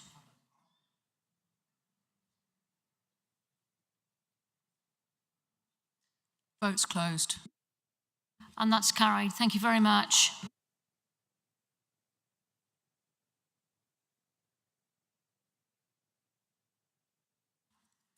Agenda item 12, questions from members to members of the Cabinet. Members will be aware that Council agreed that a period of 60 minutes be allocated for questions from members to the Cabinet. Members are not required to give advance notice of their questions. Please raise your hand if you have a question so that my Vice Chair can make a note of your name. Please keep your hand up until the Vice Chairman asks everyone's names, and each member must identify which Cabinet member their question is for, and they will be able to ask one supplementary question based on the original question of the response. In accordance with the Council's decision in January 2023 on supplementary questions, any member wishing to put one will have 30 seconds to do so. Questions should relate to the duties of the Council and the specific remits of the Cabinet portfolios.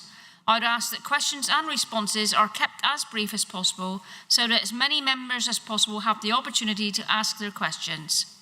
I'd appreciate it if, as far as possible, members refrain from asking parochial questions, as these can be dealt with more appropriately outside the meeting. Any questions that cannot be dealt with in the 60 minutes can, of course, be raised with a Cabinet member outside the meeting. Chairman, Madam, may I address you? Due to the new security measures introduced with these bits of card, and for security, I always take mine out, as other members do, and pop it in the thing and pop it in a pocket and come back. I don't think 30 seconds after a break is sufficient time to allow us oldies to find the pocket it's in, get it out, unclip it from its little folder, and pop it in, and so I missed the vote. So can I ask, please, that I'm recorded as against the motion? Thank you. Thank you very much indeed for your tolerance. I did ask everybody to be back at 2 o'clock. We were a little bit later than 2 o'clock. We had a bit of a debate as well. So unfortunately, I think that they're saying that, no, you missed the vote because you weren't in the room. Was in the room, Madam Chairman. I was in the room. I was sitting here and I was desperately trying to push all the buttons. It's so complicated, you know. With the old days when you put your hand up and that was the end of the matter, it's gone, I think. Okay, so just for clarity, when the meeting starts again at 2 o'clock, that means that you're here ready with your cards in the machine, ready to go, not to wander in at 2 o'clock and then try and shove the card in the machine, because that's too late. Councillor Barnes?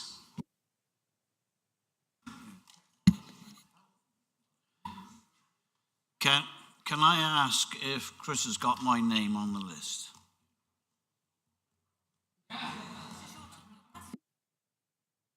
Councillor Conway. Thank you. I did ask to come very early in the questions, and it's a question to our leader, and yes, it is a question. Most of you will have heard, unfortunately, on Sunday in Launceston, a Cormac worker was killed on the A30 in the performance of his duties. And I'd just like to ask Linda to join with us as on behalf of the council to express our true sympathies to the family of the guy who was killed. Steve Best was his name. He was a constituent of mine, good lad. He's worked for Cormac for quite a long time, but I think we should just remember him at this time because he was working in the storm for our benefit, and this is something that it's really sad that this happened, and just wish to express our sympathies from the entire chamber. Thank you.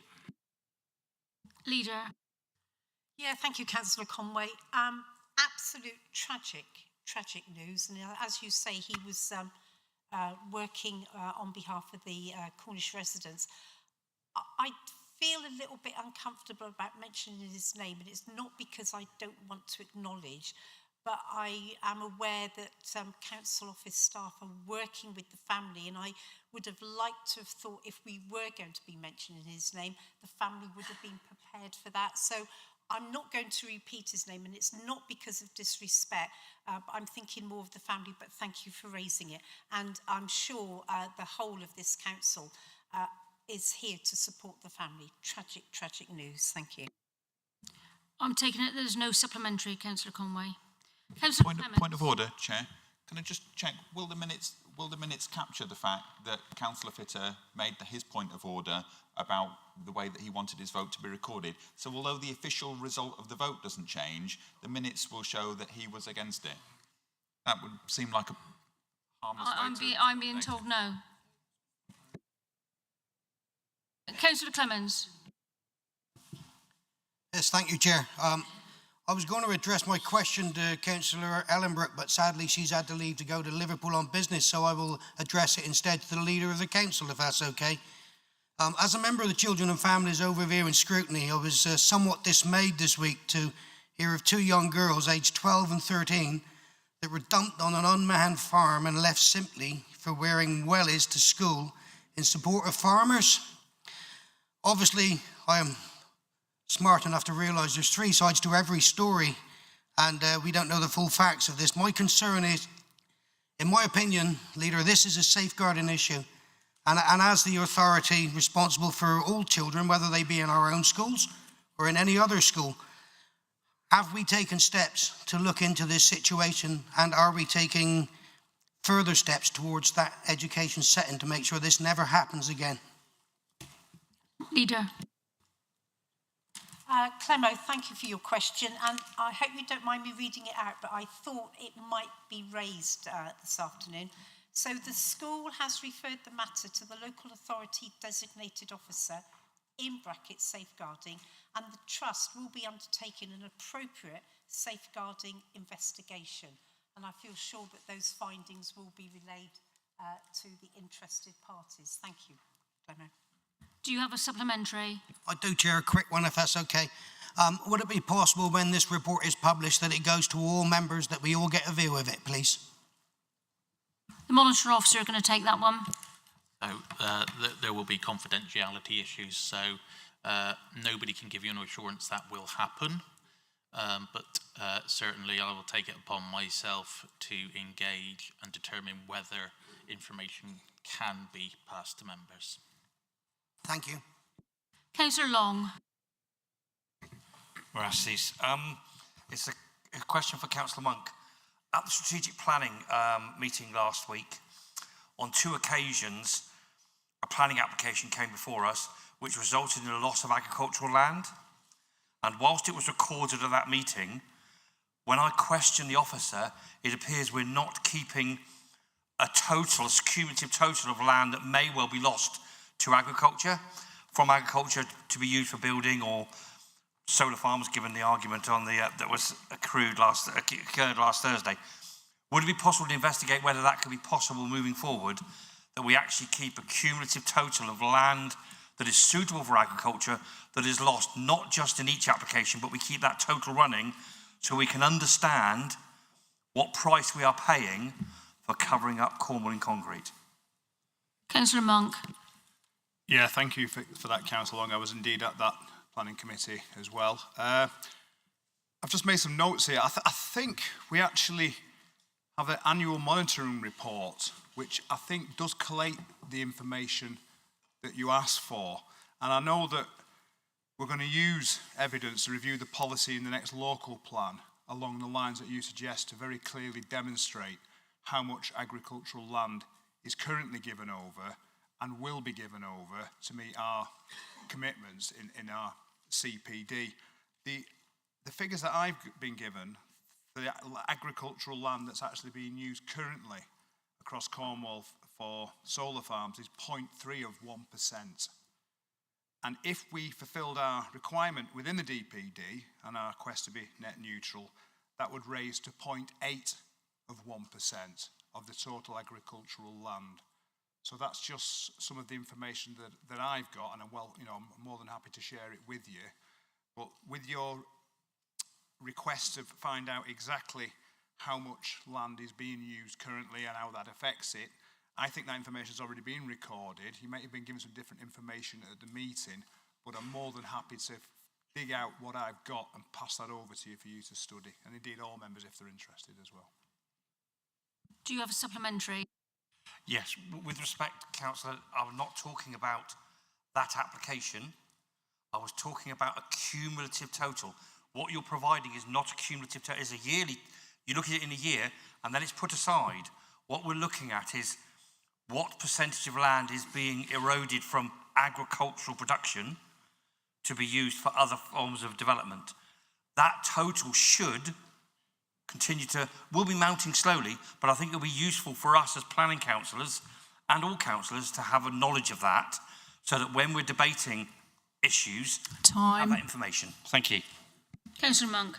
Yeah, thank you. And as I said, I think I said as well, that land usage is monitored now, and also there is a figure that will be produced, and I believe it's 0.8% of available agricultural land that will be used to implement through the policy of the next local plan, which will clearly demonstrate how much agricultural land would be needed to fulfil our requirements for our net neutrality and within the climate development plan. So I think the figures are out there.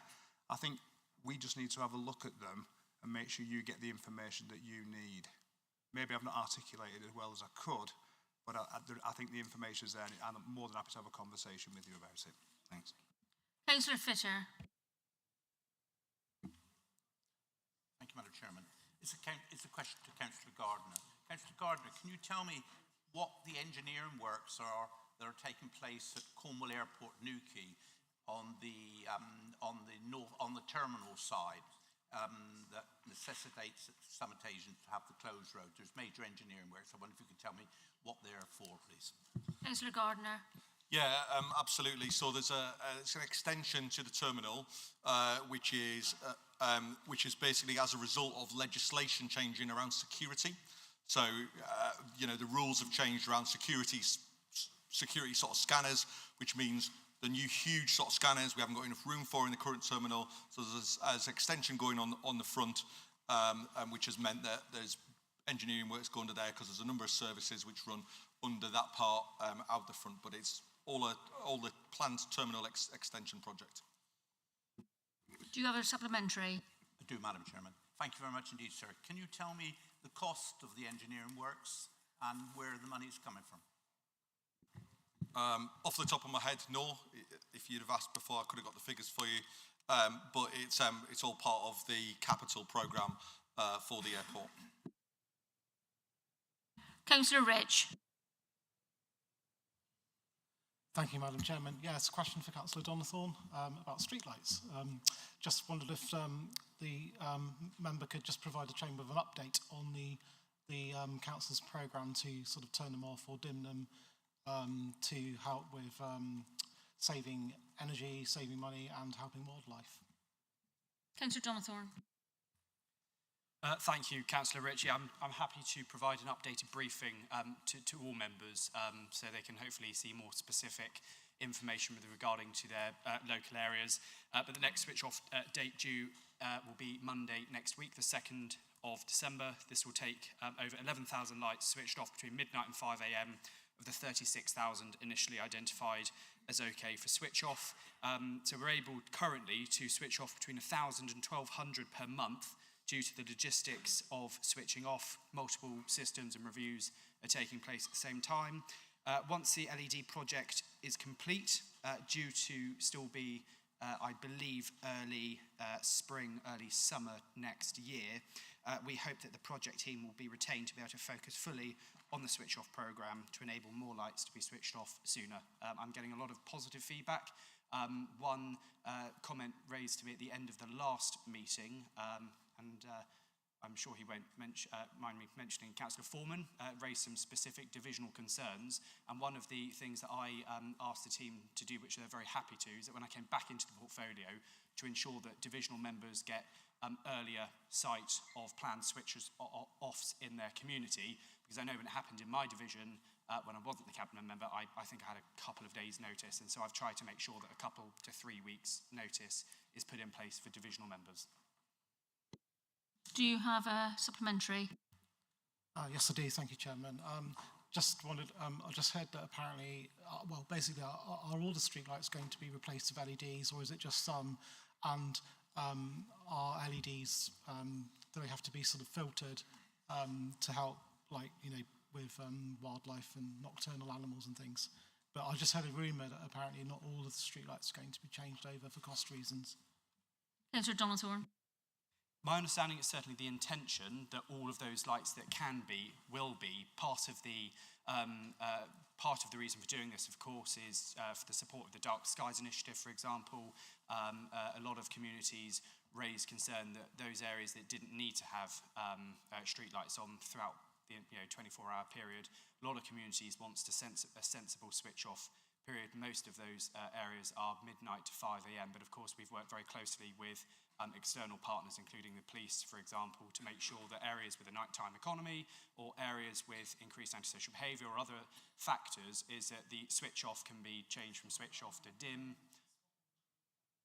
Yeah, but that's the intention for all of those that can be to be, because of course then it passes on a massive energy saving for the council as well. And if we can save council taxpayers money, particularly in a period of inflationary pressures with energy prices, and that's certainly the intention for all. There might be cases where some can't be. I don't think I'm aware of any at this current stage, but I'm happy to ask the question and get complete clarification for you, Councillor Rich. Councillor Candy. Thank you, Chair. This one's for Councillor Monk, I believe. Recent Teams briefing, we were informed that 50% of our families in emergency accommodation have a support need. What is Cornwall Council doing to provide more supported accommodation for this group of very vulnerable people? Because I do not believe it is sensible to be pushing them out into ordinary Cornwall housing accommodation. Thank you. Councillor Monk. Well, firstly, I can get you an accurate update on exactly what we're doing for supported housing, and I'll get that to you immediately. And I agree that we need to build as much housing for all local need across the board. And wherever we can do a development that has some supported housing in the development, where there's an affordable element to it, we're very much at the vanguard of trying to ensure that that is delivered as part of an affordable commitment. With regards to specific housing need and supported need, I'm not sure whether that would fall into Councillor Ellenbrook's portfolio with families, so I'll make sure I get you a really good answer that addresses the concern that you've raised about supported houses. It is unfortunate that we've got over 500, we've got 900, I think 30 households in temporary emergency accommodation at the moment, and of those 500 or so are families, and it's just a crying shame that there is so many people who are in temporary emergency accommodation, and it really lays bare the state of the housing market and the private rented sector market at the moment as well, which we're all working hard through the Cabinet to address as quickly as we possibly can. But that specific thing about supported housing, I'm more than happy to get. I don't want to give you an inaccurate response, so but if you're happy, I'll get you a very accurate response as soon as possible. Do you have a supplementary? Thank you, Chair. I've recently visited someone in sanctuary housing accommodation in Somerset. They have a support need, and I was very pleased to see the amount of support they were able to access at that accommodation. However, my experience of representing a very rural coastal village, very isolated, is that Cornwall Housing are placing time there with a support need who are not getting any support for their addiction.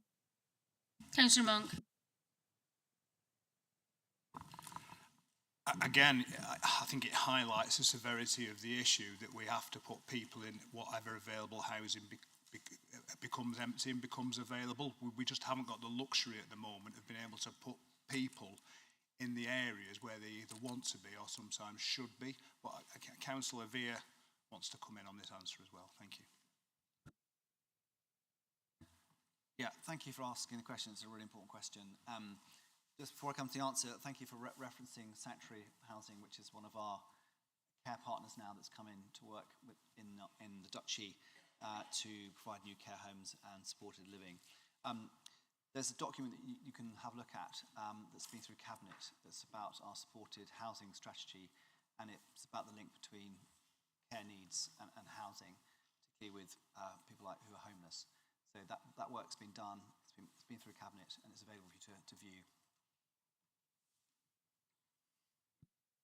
Councillor Jenkins. Thank you, Madam Chairman. As I came in this morning, aside from Councillor Jules Tractor, there were other people at the entrance, very sincere people, asking us about our pension policy in relation to Palestine. This is a question for Councillor Harris, I believe, if not the leader. And I'm aware, obviously, that we don't have a role in running that pension pot, that it is a joint pot with other organisations and other Cornwall Council doesn't have the overall say in what happens with our pension pot. However, I am also aware that there is an ethical policy relating to the pension, and I wondered whether it was time for that ethical policy to be reviewed, to look at whether funding of companies that are involved in in arms sales or arms production should be involved in our pension pot? Councillor Harris? Thank you. Cornwall Council's pension fund is run by the Pension Committee, which I don't think any of the Cabinet members are members of that committee. The committee has a responsible investment policy and an ethical investment policy, which I believe is reviewed every year. And I know that the mega fund we're in, Brunel, also has their own responsible investment policy as well. If you want to get any more information on that, because it's probably buried away in countless papers, I'll be happy to dig it out for you if you give me a shout. Do you have a supplementary? Yeah, just a quick one. I think, I mean, I have seen the ethical policies, but they generally relate to things like sustainability and environment. And I do think maybe it's time for a widening of that ethical policy to look at how our money is invested. Councillor Harris? I'm looking across to Councillor Thomas as a member of that committee. I wonder if he wants to comment. My recollection is that ethical policy also covers defence industries as well. I'm happy to say a few words. Obviously, I wasn't prepared for the question, and Councillor Jenkins is quite right to ask this question. All I would say is go to the website. It's regularly updated. The head of pensions, Sean Johns, makes sure that all the details are there, and we do not invest in any of the areas of concern that certainly were raised by the people outside today. We have a fiduciary duty. We cannot have our opinions influence our decision making. And if any councillor were to try or be successful in having a pension committee make such a policy, they would find themselves with the full force of the law, both as the government would be chasing us, as would the members who would feel that we cannot use our opinions to make decisions of a nature that would affect investments. But we do not have investments in those areas. But I'm happy to discuss this with the councillor at any further date. Thank you for your indulgence, Chair. And thank you for letting me speak, Councillor Harris. Councillor Perry. Thank you, Chair. My question is for Councillor Harris. Would the Cabinet member comment on the Labour government's plans to increase employers' national insurance contributions and the financial effect on the Council, in particular, the actual increased costs to the Council and to our Council-owned entities? Thank you. Councillor Harris. Sorry, I've got a couple of notes on this. I'll just flick back to find. The cost to the council is about £5 million, but the government have promised we will get that back from them. It's not totally clear quite which way it will come back. The cost to our wholly owned companies, and this is principally the Corso Group, is £1.6 million. We won't get that back. That's a real cost. We've modelled the cost within the care sector. That's a huge cost. I'm looking at Tracy to make sure she doesn't shout at me, and I reckon that figure's about £5 million. It's a good nod. That's 1 out of 1, David. We don't know. The really big one is, of course, we spend with contractors and companies, all of whom employ people, all of whom are now suffering this uplift in national insurance. We don't know how that's going to work through in terms of prices to us and bills to us and contract renewals over the coming 12 months. But it's not good news. Do you have a supplementary? Councillor Ewart. Many thanks, Chair. It's a question for Councillor Ver. What percentage of patient discharges from Trelisk Hospital to the patient's home are followed by a readmission of that patient to Trelisk within 48 hours of their discharge? Councillor Ver. Yeah, thanks very much for the question. If you attend the Integrated Care Board public meeting, you can ask the question there. You're responsible for the delivery of the NHS in Cornwall. Thanks. Do you have a supplementary? Councillor Andrew Mitchell. Thank you, Madam Chairman. My question is for Councillor Monk.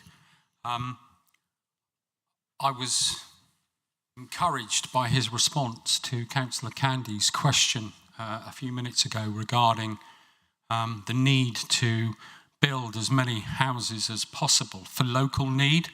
And I think those last few words at the end of that sentence are the most important bit. I don't know the situation across the rest of Cornwall, or whether or not Councillor Monk or even Mr Mason is aware, but 3 extremely large developments in West Cornwall have recently failed, 2 in Hale and 1 in Carbis Bay. All of them building houses, hundreds and hundreds of houses. Now, they will lay empty, not being built any further until somebody purchases them. I'd like to know whether or not we as a council and as a housing authority and a planning authority have looked at and considered whether we could step in and compulsory purchase these. I think that's a win-win for Cornwall Council and more importantly for the people of Cornwall. We are not having to then get new planning permissions, which a lot of people are concerned about, whether the hospital can cope, whether the schools can cope, surgeries. We all know dentists can't cope, unfortunately, at the moment. So these half-built houses, I think, would be a real good solution. We could also then change them from open market with the right and correct subsidies to not only affordable, but I would like to see them as social housing. It's what Cornwall needs. It's what the residents here need, who are particularly in temporary housing or about to be made homeless. So I'll repeat the question just once in case you've forgotten, because I did ramble on. Could we possibly step in and actually start buying abandoned developments which are such like because the developer has gone bust? And I think this will be a ongoing and possibly even bigger issue for developments here in Cornwall. Thank you. Councillor Monk. Yeah, thank you for your very pertinent question, and it's one that's quite close to my heart as well. Previously, I was talking to Councillor Shannon, is he still? No, he's not here, about a meeting I've got next week with Cavendish Homes, who I believe have taken over one of the projects in Hale, and I'm going to have just a conversation about them to find out where they're up to and if there is anything we can do to help accelerate the housing that they are building there. The social, in theory, it's all good, isn't it? You compulsory purchase the properties, we build them, fit them out, turn them into social housing, jobs done, well, not jobs not done, but it helps. However, my concern with any of that is I think compulsory purchase is something that we should be looking at using more if it proves to be expedient and timely. I know that our processes sometimes end up taking far longer than the actual commercial world in taking over an existing site that's, for whatever reason, has gone bankrupt or whatever, and getting it going without our intervention, sometimes inadvertently slowing it down. The thing about social housing as well, I mean, yeah, we need to be building houses that local people can afford to buy or rent at the expense of everyone else from up country or second. We need to be building those type of houses, and that's the market that we need to focus on. And a good part of that is indeed trying to find a way of rebuilding our social housing stock. But unfortunately, at the moment, the successive government and the current government haven't come forward with any suitable ways of funding large-scale building of social housing that we saw after the war and into the 50s and 60s. So as much as I would like to be building as much social housing as possible, well, we are building as much as we can with the means that we've got, but to get that large-scale social housing developments away, we just haven't got that type of money to try to get those schemes away, and that will be dependent upon government funding. We are having conversations with the government about what they plan to do with regards to social housing, and I eagerly await the changes to the MPPF, which the results from that will be out just before Christmas, and that will then give us a better understanding of how we can meet their targets of building 4,500 homes a year, when currently we're building about 2,700 homes a year. I've not got a personal issue around that level of housing that the government's asking to us, as long as they are for local people that they can afford to rent or they can afford to buy as well. So I hope that sort of answers your question, but I'm sure you've got a follow-up anyway if it hasn't. Do you have a supplementary? Yes, and I thank Councillor Monk for that positive response, and I'm only too well aware of how difficult, how long it takes to build houses, particularly with restrictions, and it hasn't helped, as you say, that basically Home England have been off the scene for at least the last 12 months and really not helped any council.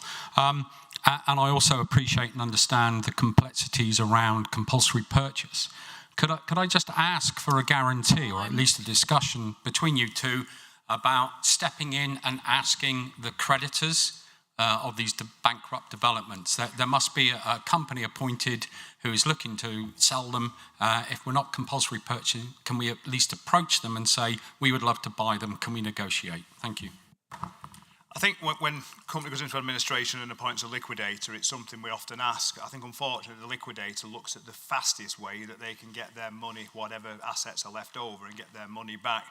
But we do have chats with liquidators. The problem is we need to be able to put capacity into that site to be able to then develop it out. And I think Treveth, our own HRA, they're already working on enough stuff as it is, and I don't know whether they've got the capacity for any more. And it's trying to find suitable partners to build those properties out. And we do have some fruitful conversation with our registered providers, your coastlines, your ocean housing, your Live West and stuff, who just seem to be more nimble in that commercial sense than sometimes we are as well. So we advocate, we work with, and we'll do what we can to make that site that's empty get back into building and getting those houses built, which then can become available. And some of those will always, because the way the affordable element works, a good chunk of those will always be a class as that ready and affordable term that will be then available for local people to buy or rent. Thank you. Councillor Le Broy. Thank you, Madam Chair. I'm afraid I can't help be a tiny bit parochial in this question, but I think it will potentially have impacts on other divisions, so I'm not afraid to follow my line. I'd like to aim it at Councillor Harris, if that's okay. And I just need to tell you a very quick story. Back in 2017, Cornwall Council started deciding that it didn't wish to run public toilets conveniences anymore. We know that story, it's all long dusted off. But the council at Bude Stratton Town Council, entered into an arrangement with Cornwall Council whereby a levy was placed onto the fee of every car that parked in a Cornwall Council car park. And the net effect was that was rolled up together and then given to the town council, in effect, to subsidise the operation of those toilet facilities. That has gone on at a very nice arrangement since then. I believe it's been repeated in several other divisions. But the town council received a letter yesterday saying that levy or subsidy of £60,000 is going to be withdrawn from 2025. Now, I can say for sure that I know that the town council in Bude is facing massive cost pressures. It increased its precept by 20% last year. It's already looking at a similar amount, but that 20% precept increase is probably going to be near to 40% if we have to recharge that £60,000 direct to our residents for operating those toilets. And I'm asking very strongly if we could have a conversation about tapering the end of that subsidy to local councils and the cost pressures that they face. Councillor Harris. Thank you, Councillor Le Broy. I think this is probably a multi-headed question. It probably involves Councillor Mould being toilets, and it's car parks there for its Councillor Donithorne. But very happy to have a chat with you sometime tomorrow if we can. Do you have a supplementary? No, thank you. I'll follow it up. Councillor Desmond. Thank you, Chair. This is for the leader. Hi, leader. At the 24th of September 2024 full council, during the debate on the winter fuel allowance, that cruel withdrawal from our elderly citizens in Cornwall, it was moved by Councillor Donithorne and I that the full council regrets the decision of Cornwall's 4 Labour MPs to vote with the Labour government to remove winter fuel payments from over 100,000 Cornish pensioners, including many vulnerable residents, and requests the leader to contact all MPs representing Cornwall, requesting their formal support to halt the changes to winter fuel eligibility. Very simple question. Have you had any sort of reply from our 4 Labour members of Parliament? Leader. Thank you, Chair. I want to be really honest, Councillor Desmond. I get asked to write a lot of letters. And I'm just trying to throw my mind back to absolutely answer you accurately, because at this moment in time, I've certainly not had a response. But I think I would feel more comfortable if I made double checking that that letter did go out. And I'm only saying that because there's a lot of letters I'm being asked to sign and I don't recollect it, and I don't want to give a wrong answer here, okay? Thank you. Do you have a supplementary? Yes, please, Chair. And my response would be like this. That council meeting was very public. It was attended by our very able Labour Cornwall councillors. And it would seem to me rather weird, if not dishonest, that the Labour Party members of Parliament had not been in touch following the very, very firm representations made about the cruelty of the removal of the winter fuel allowances, and which I know, and I'm pretty sure I'm convinced, that the Labour councillors present would have taken on board in sympathy with the position of the whole of this council over the cruelty of that decision. Time. Councillor Desmond, I'm not sure that is a question, to be honest. I'm going to bring the leader back in. Do you agree that you should have had feedback? Right. I always want to make sure that I'm giving a real accurate question, because I'm aware that people are listening and you want to make sure it's right. As a result of that full council meeting, a letter did go to the Chancellor on that very subject, but I'm not seeing one that went to the MPs. And I do have to say, on the 21st of November, a response came back from the Chancellor of the Exchequer. But I need to feel really comfortable that a letter did go to the MPs. So when I have confirmed that, I will come back to you. Okay, thank you, Councillor Desmond.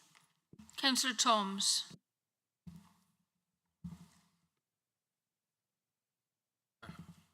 Somebody's got their speaker on somewhere. It says here, you were, oh, right, okay. This is a weird system. I'm sorry about this. This is for Councillor Harris. You'll have seen my emails on the on fairer funding. The current budget for next year is tough, and I believe the budget for the following year is near impossible. When you look at this year, if we got the average funding for per household, we would get £168 per household extra.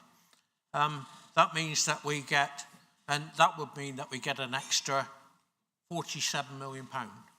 And that £47 million will put us in a quite a good position, because we'd meet our commitments.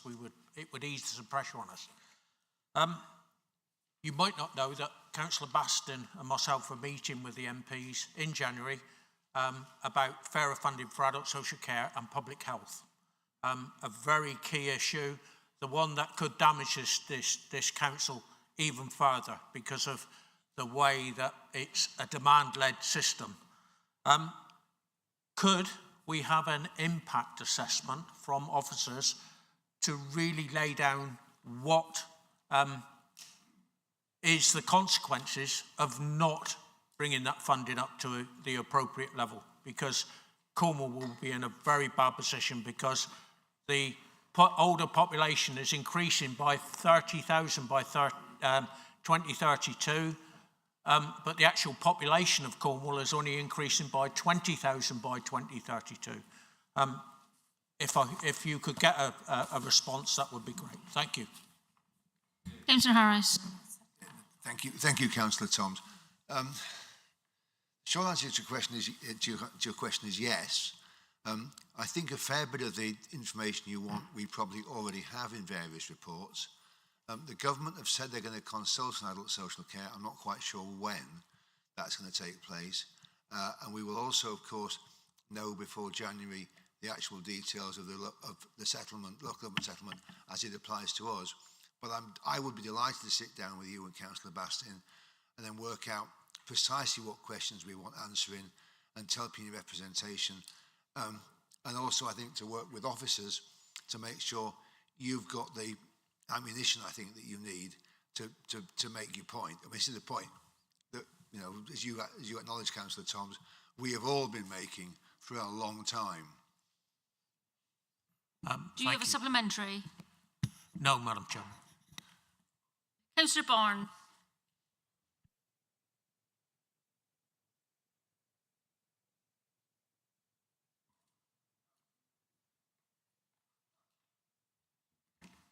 Thank you, Madam Chair. My question is to Councillor Monk.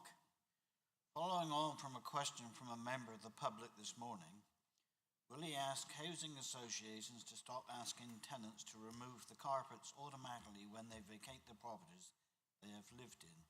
The housing associations should have an inspection policy to decide if they are up to a standard to be left as a gift to the next tenant. The benefits of having a decent floor covering are such an advantage to new tenants who are most likely to be unable to afford a decent floor covering of their own for quite some time. The insulating qualities of a decent floor covering cannot be understated. Many new tenants have more important issues to pay for, especially if they have been classed as homeless and have little more than what they can get in one car, if indeed they can afford a car. Councillor Monk. Thank you for your question, Councillor Barnes. I've got a great deal of sympathy with this. I'm really concerned that if you're moving into a social house and you've been homeless, that you're placed in a property with no floor coverings at all. As I previously mentioned, Cornwall Council, CHL, will only leave a floor covering in if it's in good or fair condition, and I'm not quite sure what they class as good or fair. I don't know presently what the requirements are from our other registered providers that operate in Cornwall, but I'm happy to work with you to find out what their policies are and what they do, because I think it's unacceptable personally that when people move into a property, especially when they're at the lowest ebb, when they may have been in temporary emergency accommodation, that they're put into somewhere that's got bare floorboards or a bare bitumen floor. And I'm more than happy to get some proper answers to this and work with you, if you will, to put some pressure on and try to ensure that at least the main living room and the main bedroom has some adequate floor covering on, so the family who move into there, or the individual, at least can put the feet on something that's not stone cold. So I'm more than happy to work with you on that, Councillor Barnes, and get you the responses that you need. And it'll be intriguing for me to find out what the individual policies are from our housing providers as well. Thank you. Do you have a supplementary? No, but I would like to point out that I did speak to Councillor Monk at lunchtime, and I'm more than happy to work with him on this. Councillor Mike Thomas. Thank you, Chair. This is a question to Councillor Gardner, and I'm sorry not to have mentioned to you earlier about it. It's about the wonderful fibre rollouts, which we've had a variety of briefings out in the past. As we have seen today, communication is so important. Would it be possible to have some sort of upgrade ourselves into knowledge about how far this rollout is going? Because of being parochial, many of the residents, and I have residents, as I'm sure the monitoring officer said, we don't have constituents, we have residents, not constituents. Many of my residents are very concerned about Wildernet, and I mention this of commercial sensitivity, a wonderful Cornish company who we were briefed about would have so much an influx in input into communication. But in Helston, we're aware that nothing's happening. And there seems to be a lot of my residents are contacting me saying, where is the fibre? I have noticed that BT have been taking much more of an interest, and I'm getting regular communications from them about the great fibre rollout and the end of the traditional phone. If you can't give this a briefing now, can you possibly do some research and find out what's going on in Cornwall and whether there are some barriers that Wildernet are having? Because we all want fibre. As we saw today, we have a communications issue, which even within this building, which I'm sure will be addressed in the refit, are so important for us to communicate with the rest of the planet. Thank you. Councillor Gardner. Yeah, thanks, Councillor Thomas. Yeah, the Wildernet contract, part of Project Gigabit, which was the last, which was awarded last year under the last government, I think £46 million project, in order to get Cornwall's most remote communities, remote properties connected to full fibre broadband. I'm not quite sure what their project plan is and which zones they were doing first. When I last spoke to Wildernet, which is fairly often, they were focusing a lot of attention in North Cornwall and South East Cornwall. But you're absolutely right. What I'll ask for is an update on the project and just see exactly when. And again, I don't know exactly what they've been contracted to do in terms of Helston and your particular area. But what I'll do is I'll get the whole Cornwall plan and I'll circulate that to all members so that everyone's aware of actually how soon their very rural communities are going to be connected. Do you have a supplementary? No, just to thank Councillor Gardner and just to say that we really do need to get this working in Cornwall because it's so important. And it's not just my residents in Helston. I'm sure all Cornwall needs to have that connectivity. And I look forward to that happening. Councillor Painter. Thank you, Madam Chairman. It's another one for Councillor Gardner, if I may. This is regarding the town accelerator funds and the town delivery funds. Launceston was fortunate enough to have 2 grants awarded, which was great news. The problem that we've got is just the spend and whether there's any flexibility in the completion dates of the 31st of March next year, 2025. The issue really is that it took 31 weeks for the initial Town Accelerator Fund submission to then get the offer letter, and it took over 19 weeks to get to put the submission in and then get the offer letter for the other fund, and then is left just over 20 weeks to carry out all the works that are needed. We're trying to spend money with Cormac to deliver works in our town, and Cormac obviously work on a rolling programme usually of 3 months, so you can do the maths and work out there's very little time to spend that money, and we're hoping to spend £50,000 in our community, most of which is with one of our own companies, but we're struggling a little bit with programme time getting the work done. I'm just wondering, is there any flexibility? Are we able to complete that works? And just any comments you've got. Thank you. Councillor Gardner. Yeah, thanks, Councillor Painter. I'm aware of the particular issue, although not the full details surrounding the actual Launceston one. If you've got that in document form, if you could whack me through that on an email, but tell me most importantly, what are you actually asking for? Because what we don't normally do is just say, yeah, take as long as you like. Tell me how much more time you need. Put all that in an email to me. I'll speak to the team and we can see what we can do. But obviously the aim of those funds, it was Cornwall Council project, that one, rather than a government project, and the aim of those funds is to actually get the projects working for the town. The reason that the timelines were put on as they were because a lot of towns took a long time to even apply for the funds in the first place, and we really wanted to get things moving, hence we put some of the timelines on. But I'm happy to take a look at that for you if you just put it all in an email to me. More than happy. Do you have a supplementary? Councillor Harvey. Thank you, Madam Chairman. My question is for Councillor Alvey. Could you tell me why some of your county farms on Cornwall County Farms are vacant at the moment? Councillor Alvey. Currently, there are a couple of farms that are in the process of going through a letting process. There are rumours about the number of county farms that are available for, or currently vacant. I believe 3 is the number at the moment. But if it's a particular farm that you're interested in, I can get you details on where it is in the process. Some farms we're looking at amalgamating in order to make more viable holdings. But as I say, if you let me know which farm is in particular interested in, I can give you the details. Councillor Harvey, do you have a supplementary?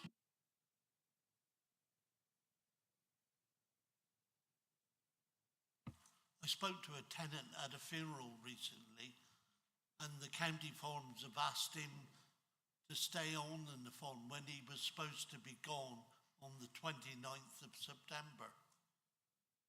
So they don't, and you're sourcing out whoever takes on tenants now.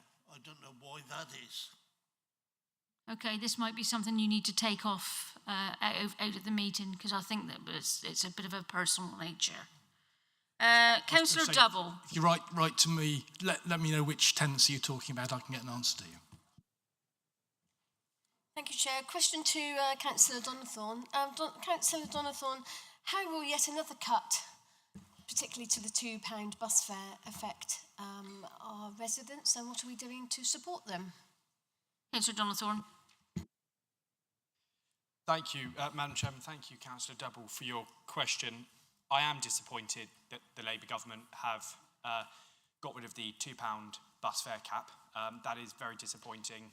I think it's particularly disappointing for particular groups across Cornwall, those on low incomes, those who rely upon public transport to get to work or for caring responsibilities, but particularly a massive issue for rural routes, which have low patronage usage figures, because they are always the routes that have to be subsidised by some of our partners, and that could be at a risk. Indeed, when we did have the £2 national fare cap, we saw increased patronage numbers. It was very well received throughout our communities. It meant cheaper fares for commuters, cheaper for local residents to go in and support local businesses or to get to work, and it helped maintain demand on our rural routes that we have seen difficulty with usage figures. So once again, an attack on our rural communities from this Labour government. I know it has to be accepted by the bus companies. That will be for a decision for them to make. But it is being rumoured that a potential £520 a year increase in the cost of a working person using the bus every day. What an insult to residents across Cornwall. Point of accuracy, please, Madam Chair. Yep. I understand the bus fare subsidy was due to expire in December 2024 as part of the Conservative introduction. So the Labour government have reintroduced it at an increase rate of £3, but the £2 fare was due to expire. Labour government have reintroduced it at an increase rate of £3, but they haven't scrapped it. Point of accuracy. Thank you. Councillor Donathorne, are you replying to that? Yes, it's not really a point of accuracy with respect to Councillor McGowan. Forgive me, let me answer the point that you raised without shouting me down before I can actually answer your question. It was a manifesto pledge should the Conservatives won the election. Now, I know more than most in this room that, that we didn't, and therefore you can't keep going on blaming political choices on the previous government. It was a decision by this current Labour government, and that's something that you need to take responsibility for. Well, look, well, it's okay. Not, Councillor Luke, come on, that'll do. Councillor Luke, you're shouting from a sedentary position. Very happy if you want to stand up and ask a question of why you're not wanting to hold a Labour government to account higher costs to your residents. Thank you.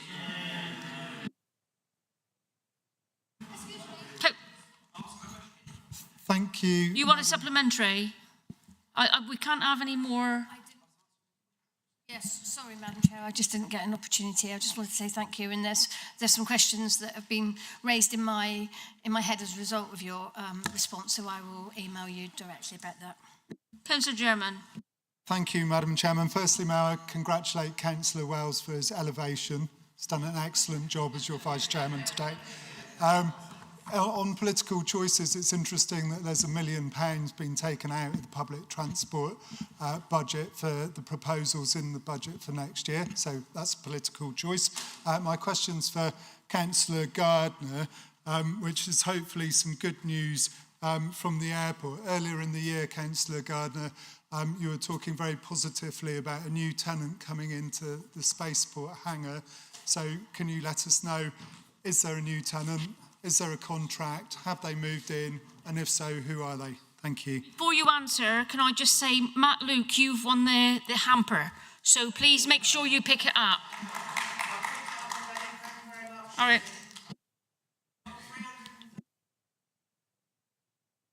Okay. Well, I'm standing, Madam Chairman. I'm happy to be told that I won the bowl of rum. No.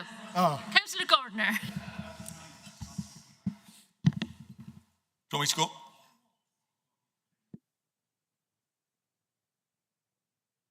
Okay, so on the Spaceport hangar, we have no new tenant at the moment, but talks are ongoing.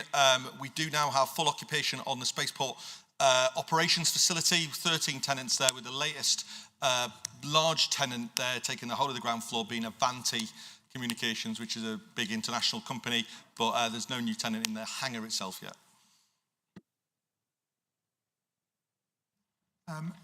No, thank you, Madam Chairman. Thank you. Councillor Morton. Thank you. A question for Councillor Donathorne. There's been a bit of back and forth about promises about funding that were going to come for transport. So when the previous Prime Minister announced the cutbacks to HS2, some of the savings around the Euston bit was supposed to then come towards funding for roads in the rest of the country. I'm trying to work out now how that ties in with the new government's announcements, because there's a kind of bit of double counting. Can you tell us how much of the however many billions it was that was promised previously actually got delivered, and how many of them are still on the books? Because we've had this announcement of a new £500 million for road repairs. I'm trying to work out, is that on top of what was previously promised or instead of what was previously promised? Can anybody make any sense of it? Councillor Donathorne. Not really, but I'll come back to you. Councillor McGowan. Sorry, no question. Mine was just about the point of accuracy. Thank you. Okay, there are no more questions, and we're just about out of time anyway. Councillor Musto, you're not on my list. Sorry. Councillor Musto. Thank you. It was. I would have asked this to Councillor Ellenbrook, so I'll ask it to the leader in Councillor Ellenbrook's absence. This is something I would have probably brought up in my capacity as Chairman of the Children and Families Overview and Scrutiny Committee, but I just wondered if the leader would join me in paying tribute. I heard that over the weekend that our former Together for Families Service Director, Jack Cordery, passed away suddenly. And I just wanted to pay tribute to him, both in my previous role, I'm sure Councillor Rogerson in her role as well, in that committee going back over the years, along with Trevor Doughty. They were, dynamic in transforming our children's services, leaving them in good hands for when Meredith and now Kate took over. His most recent employer, Kafkas, said his life's work was to improve the lives of children. And I just wanted to, pay tribute and say I was very sorry to hear of his passing, and my thoughts are with his family at this time. I did actually send a card to his family to say what a lovely, lovely gentleman he was, and what wonderful work he did for children and families in the council. So that's gone off this week. Leader, do you want to add? Yeah, I absolutely want to endorse what Councillor Musto has said. And I did see that when the notification went up on whatever media forms, there was an overwhelming sense of support and some really lovely tributes, and quite rightly so, to the work that he's done, especially within Cornwall. Thank you, Councillor Musto. Councillor Donathorne, you want to come in with a point of accuracy? Yeah, it was just a point of accuracy. I'm very happy to take this offline with Councillor German to go through it, and obviously we'll have a budget setting process, but you said £1 million being taken out of highways. No, there's a proposed saving of 500,000 for the, I think, inflationary pressures on the bus contract, but that will be part funded and replaced by BSIP allocations, Bus Service Improvement Plan. Happy to take it offline. Councillor German? Thanks. So it appears that budget's out for consultation, so changes may happen, but the budget which went out for consultation had £500,000 worth of cuts to the public transport and £500,000 which was removed due to the Mid-Cornwall Metro funding approach. So that's £1 million for next year that we're down. Thank you, Madam Chairman. Right, that brings the meeting to a close. To just say thank you very much for everybody that bought tickets for the raffle. We made £338 for the air ambulance. Matt Luke won the hamper. David Harris won second prize. Matt Stokes won 3rd prize. Michael Bunny won 4th prize. And Barbara Ellenbrook won 5th prize. So this is our last meeting before Christmas, so happy Christmas to everybody. Feels a bit strange saying that yet, but, you know, enjoy your time. Madam Chair, can I have a refund of my raffle tickets then, please?